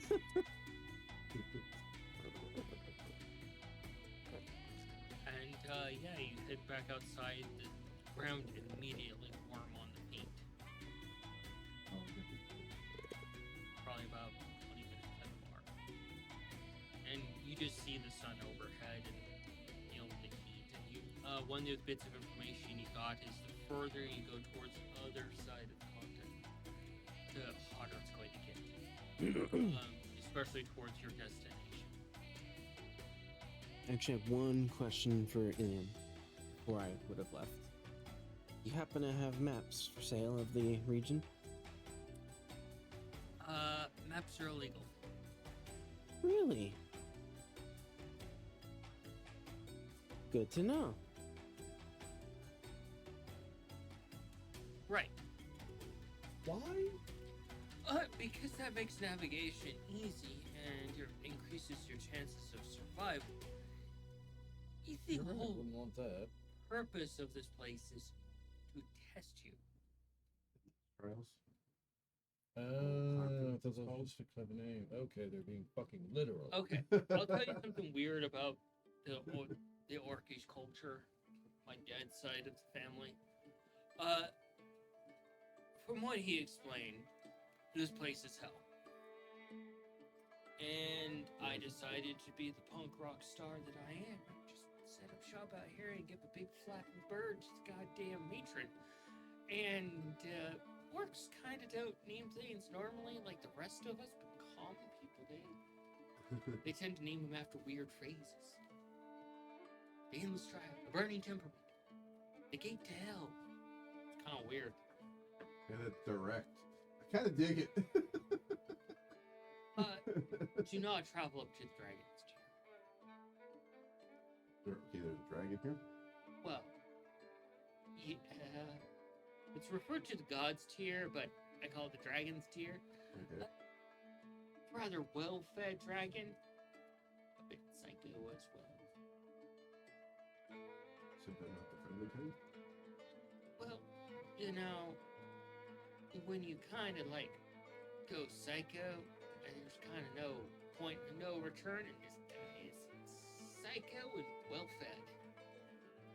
You see, when you fuck up in the Orcish city enough, you're either killed in the arena, or you're taken up there and you're fed to the dragon. Right. A psychotic dragon. Yeah. Interesting. Scary. Yeah. Apparently, the dragon has a habit of chewing on itself and then healing itself and kind of self-cannibalism. So, yeah, be wary of that.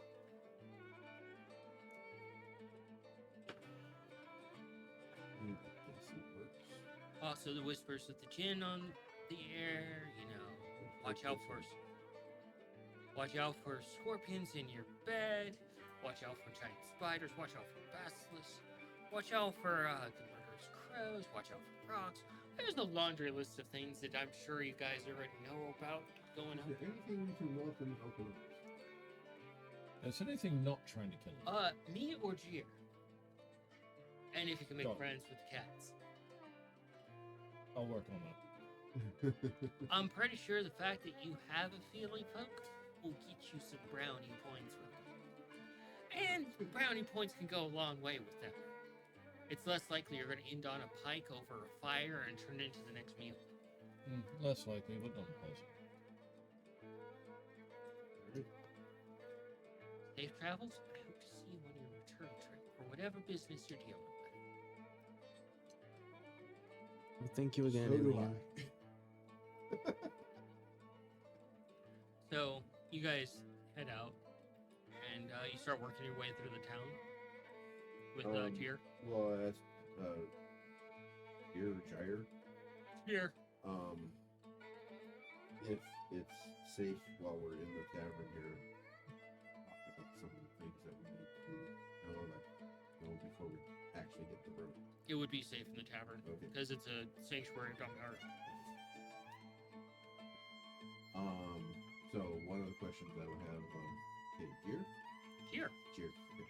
Would be, are we staying here in the city for the day and then leaving in the morning or evening or something like that?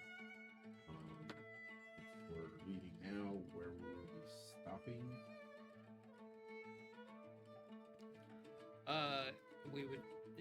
He's like, oh, we would be leaving and sleeping on. On the road. Yeah. Yes. That.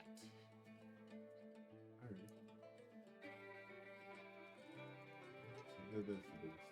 So we're just basically leaving it. Yeah. Okay. Hi, Anne. Since you're so enamored, you can do a nature to try and just figure out what kind of vulture he is.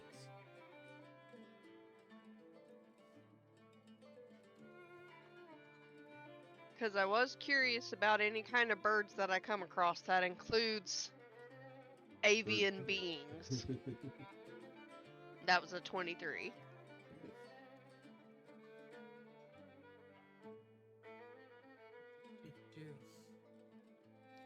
Let me grab that for you so I can tell you what it is. I have to look at his thing.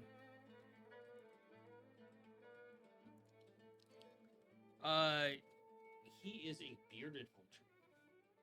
Nice. So he looks death metal as fuck, but loopy as shit. You were fucking dope. Bearded vulture, but batty energy. Yeah. Which oddly fits very well. Jeer, Uh, question for you, friend. yes, City Lizard. Is I've never heard anyone refer to me as that before. It's very Get interesting. used to it. City lizard. Okay, go ahead.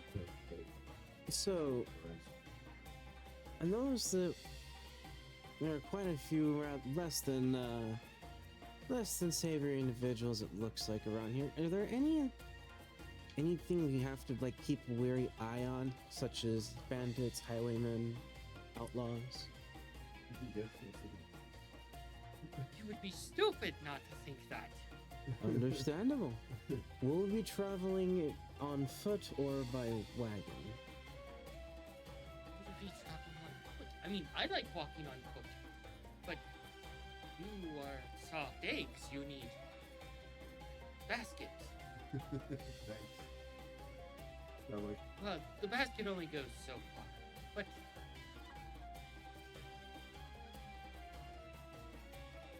I hope that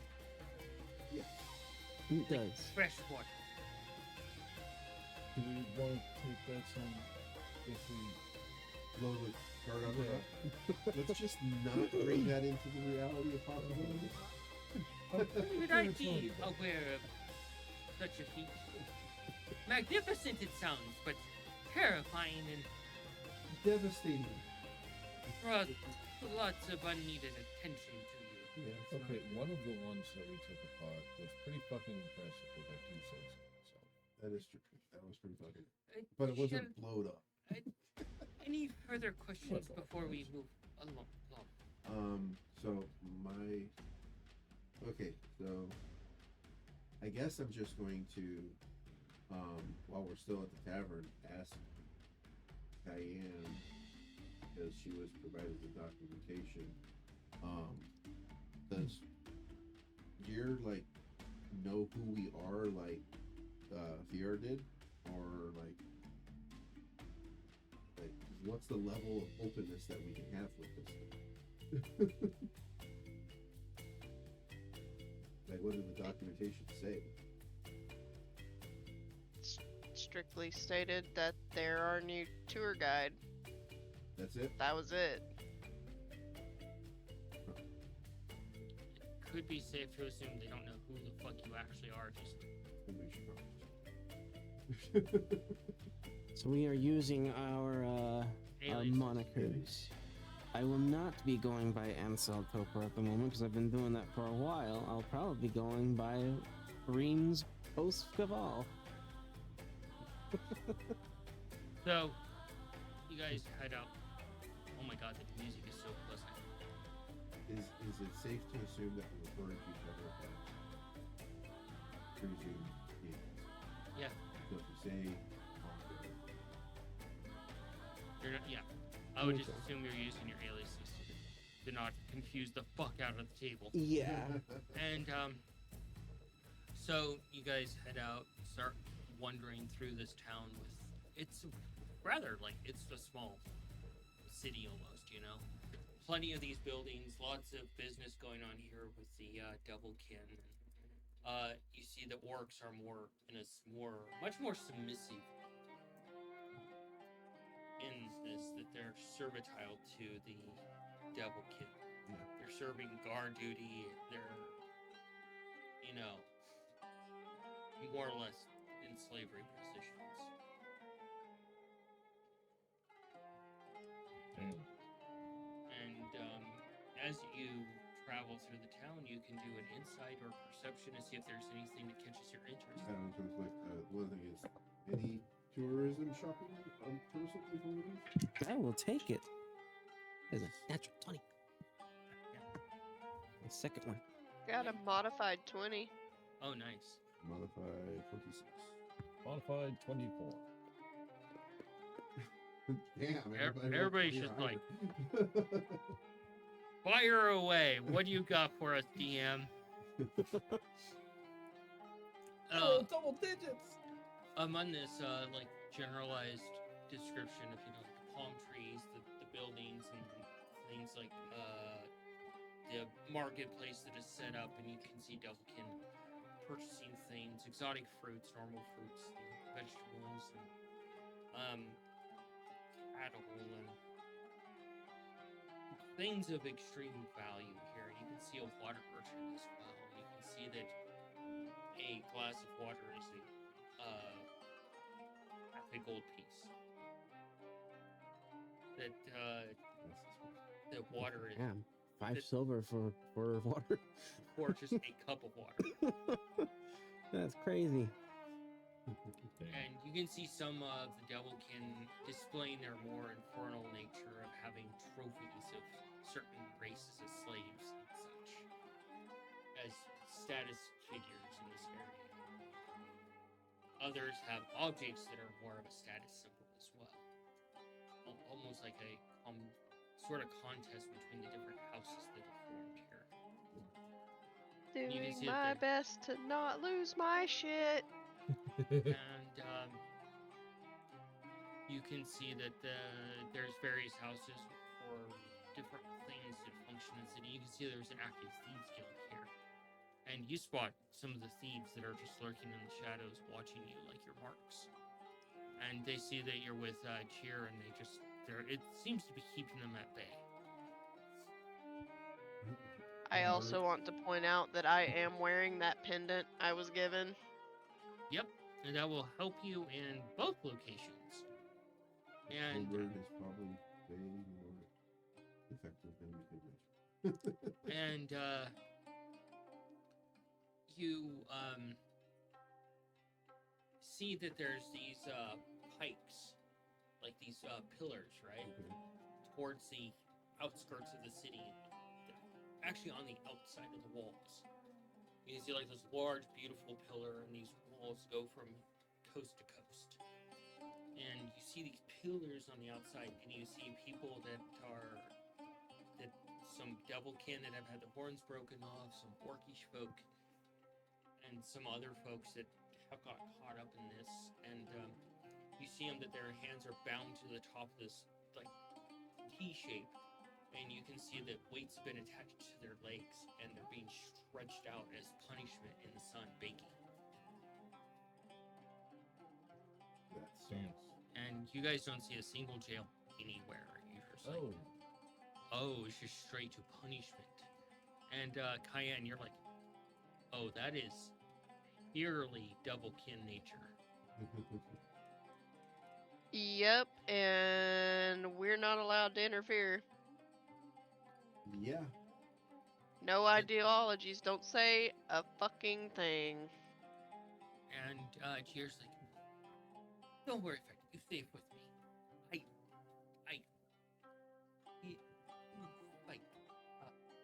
Well, you're safe.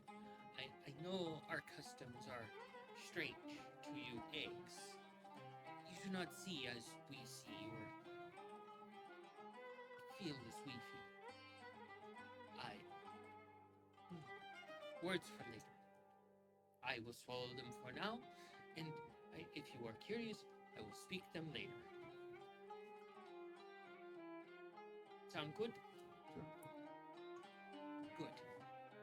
And he goes to one of the Doublekin merchants, and they have this red skin, and you can see tattoos along them, past the transparent veil that they're wearing. And they have, and he's like, he speaks to them, and he's speaking the infernal language. And Cayenne, you actually understand this because you understand both celestial and infernal because of your sister.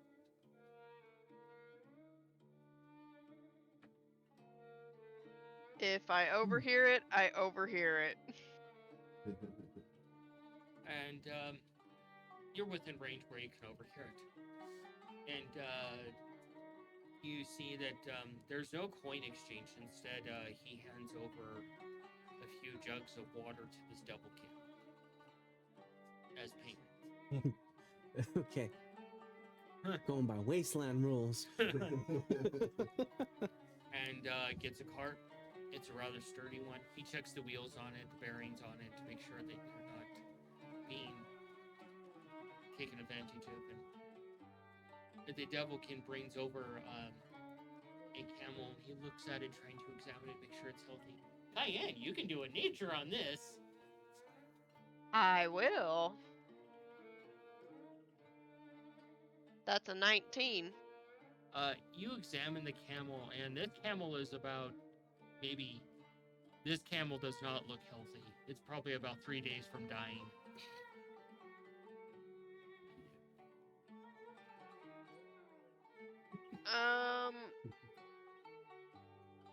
Would I know if it would be a good idea to say something?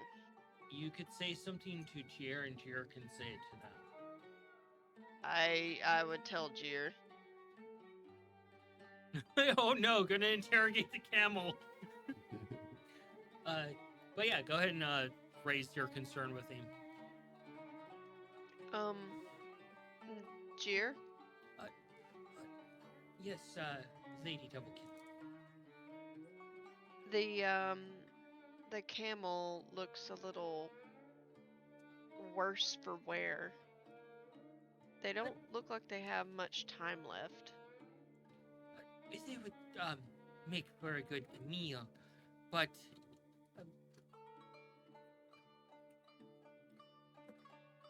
Are you okay? That was incredibly, like, just out of left field. The chat got her. no, bad brain, no kamikaze. Okay, is it wrong that that's kind of what I was thinking? It's like Fucking hell, guys! Fucking hell! How are we gonna blow this one? Hey, the last one we blew all the way up and turned him into a folk hero. You might be able to do the same with this guy. I am in agreement. I will relay that for you. And goes and speaks to the Doublekin. You can hear him, the words getting rather heated. And the Devilkin, you hear them, they're like, I'm your friend. I will correct this mistake if you keep business with me.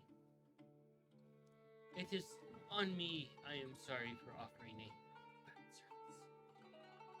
And takes the camel away and brings another one that right away looks much healthier. They were trying to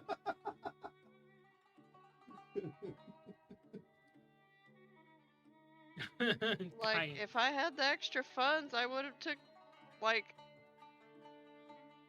have taken the camel to, like, my realm or something, but at the same time, I don't think a camel would be too pleased with mostly grass. What is this black magic? Why is it green? What is You'd green? have to dedicate I'm sure you could just like- manifest a desert environment for it. an oasis somewhere. And yeah, you get the camel. It's all latched up, and you have a wagon with supplies that are loaded into it, water for the trip, food for the trip. It's mostly jerkies and drier meats and dried cheeses and such like that, and dry breads. I will ask you, what is the expected outcome?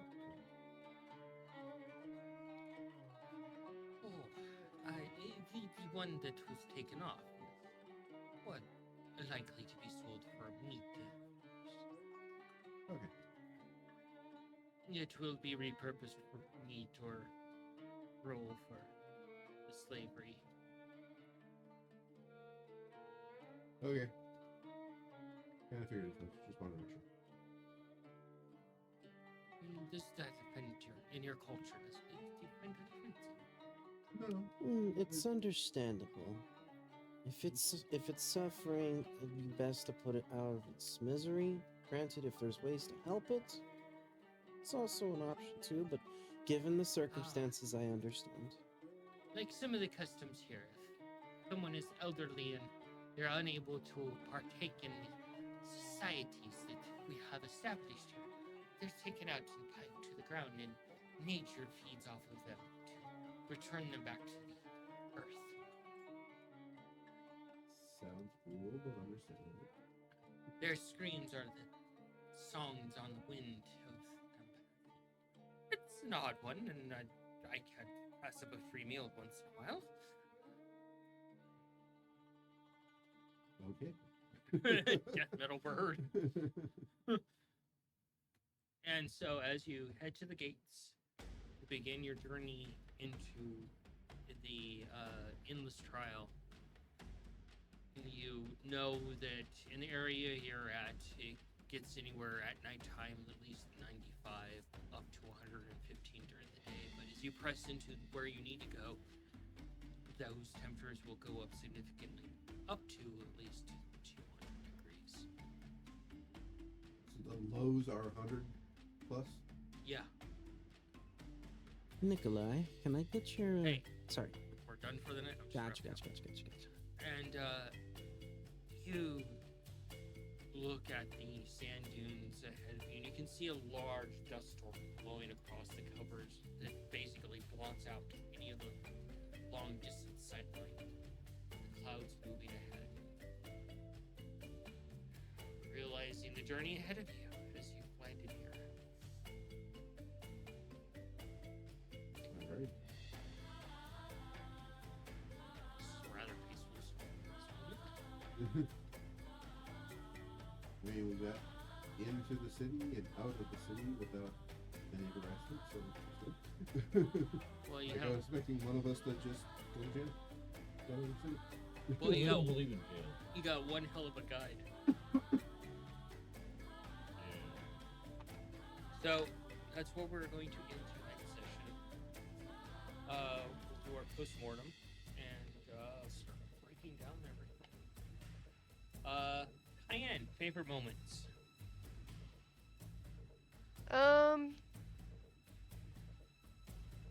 Basically what I thought was gonna happen with Mother loving Purple and then being disdainful about Purple going to their new home. As your mother said, he's such a precious and innocent bird. Innocent is a word. Innocent is very word. Getting the Phoenix.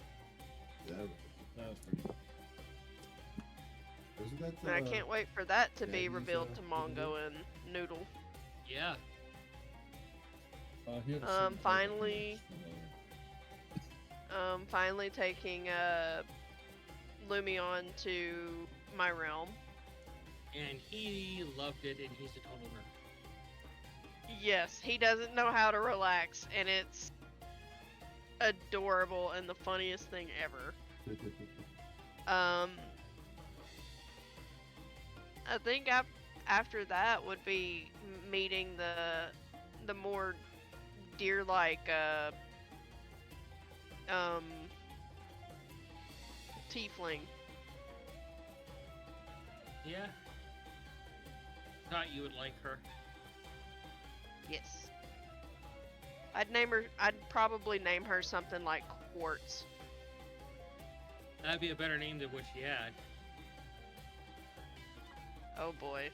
That's a thing to dig into later. Because you could ask Lumion about that.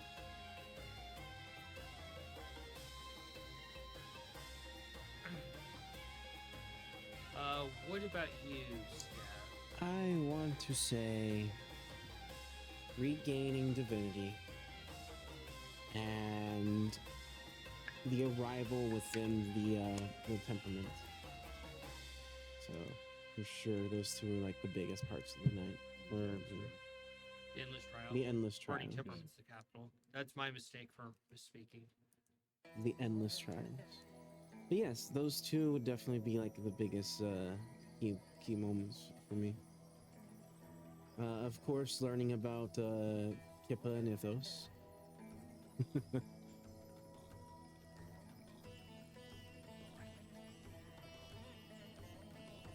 That was good. What about you? Colton fought trying to play chess. That was fun. The chat had some great ones today. Oh yeah, the chat was on point today. They've been saving up the salt to nuke us, Yeah. and I love it.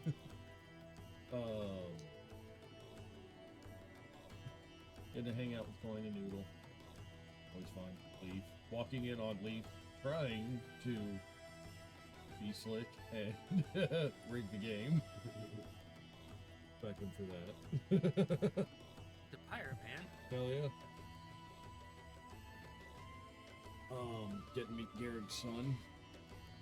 Personal highlight for me. Yeah, what do you think of his son? Anything happens to that kid or girl, there will be fucking.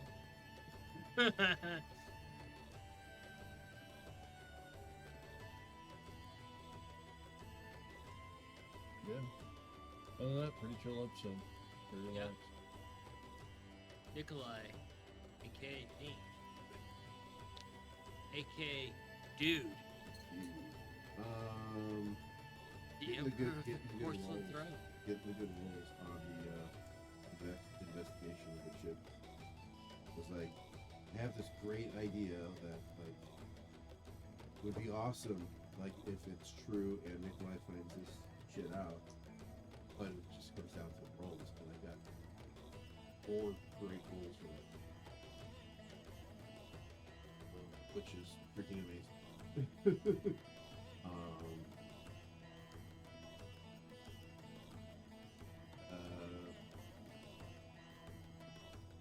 And then really probably finding out that Ithos is apparently not going to be such a bitch to get into.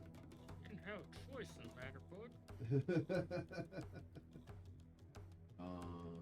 And then your new character car guide. That's pretty cool.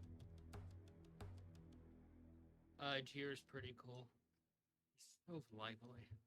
Wondering what the story element is to what the changes were. I mean, I really love Jier. It's just, he's so energetic, and it's a good way to introduce you guys to the different way of, like, being in this land. About all I can think of right off the top of my head. I love the cold open with Pot and Polt's playing, Polt's trying to teach Pot how to play chess. I'm gonna move this piece. Of course you are. You always move that piece. And God, there's a lot of moments that I really enjoyed. I love Cayenne taking Lumion to her realm. That was really great. Just the sheer, like, having to put myself in the mindset of, like, how does Lumion deal with this situation? He doesn't relax.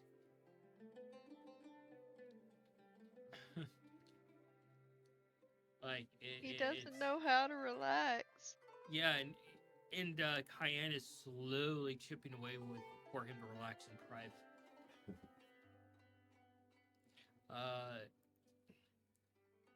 building more of the lore of about how Lumia's organization works. She name dropped the fact that they refer to him as a lord. Interesting.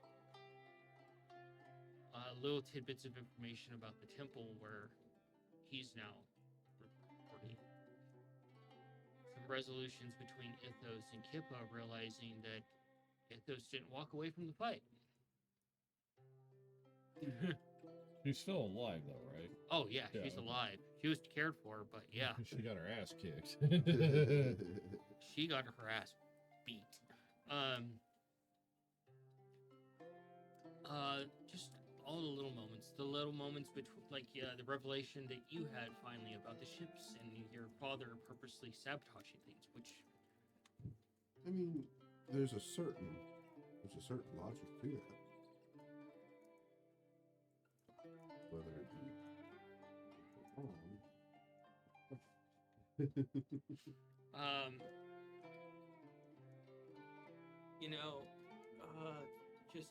you're getting to spend time with Corey, you're getting time to spend times with them, getting to reveal more about Osling's nature, how different she actually is, Yeah. and a huge nugget of lore about how to counteract necrotic and necromancy. Yeah.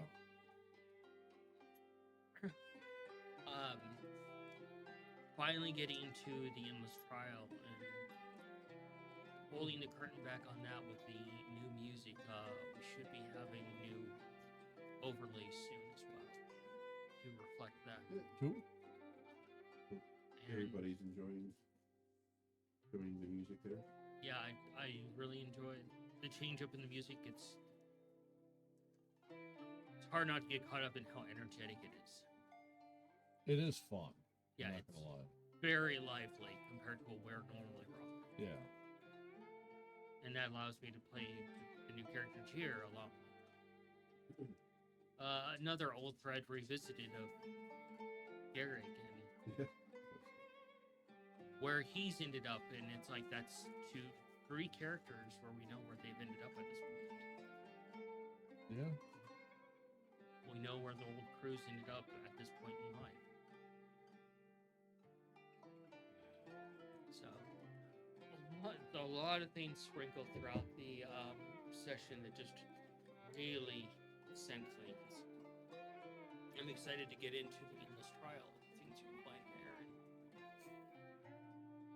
And nobody decided to make a move on you on the main the gates. And you guys resisted the temptation of going and starting shit. I'm looking at you, Cayenne. Because I know those are some major triggers for you there. I want to kill something. Oh, you'll get a chance to. So yeah, overall, it's a lot of things from the session that just really. Oh, the biggest thing, being back at the table. Yeah. It's good. Mm-hmm. Feels nice. Always good to be back at the table after a while. Yeah. A little hard to find my footing in certain characters again, but I jumped into 2 of the hardest characters to begin with to crack that ice. Oh yeah, manga had trouble growing a fucking mushroom. That was fun. Hey, your mushroom is showing. Little performance anxiety there. It's so small. Wow, it's cute. Ow. Anyway, we're going to go ahead and close the doors to the tavern for the night. We will see you next week, and spooky along. Say good night, y'all. Good night, Good Good night, everybody. everybody. Like, comment, subscribe, join our Discord, share us with the world.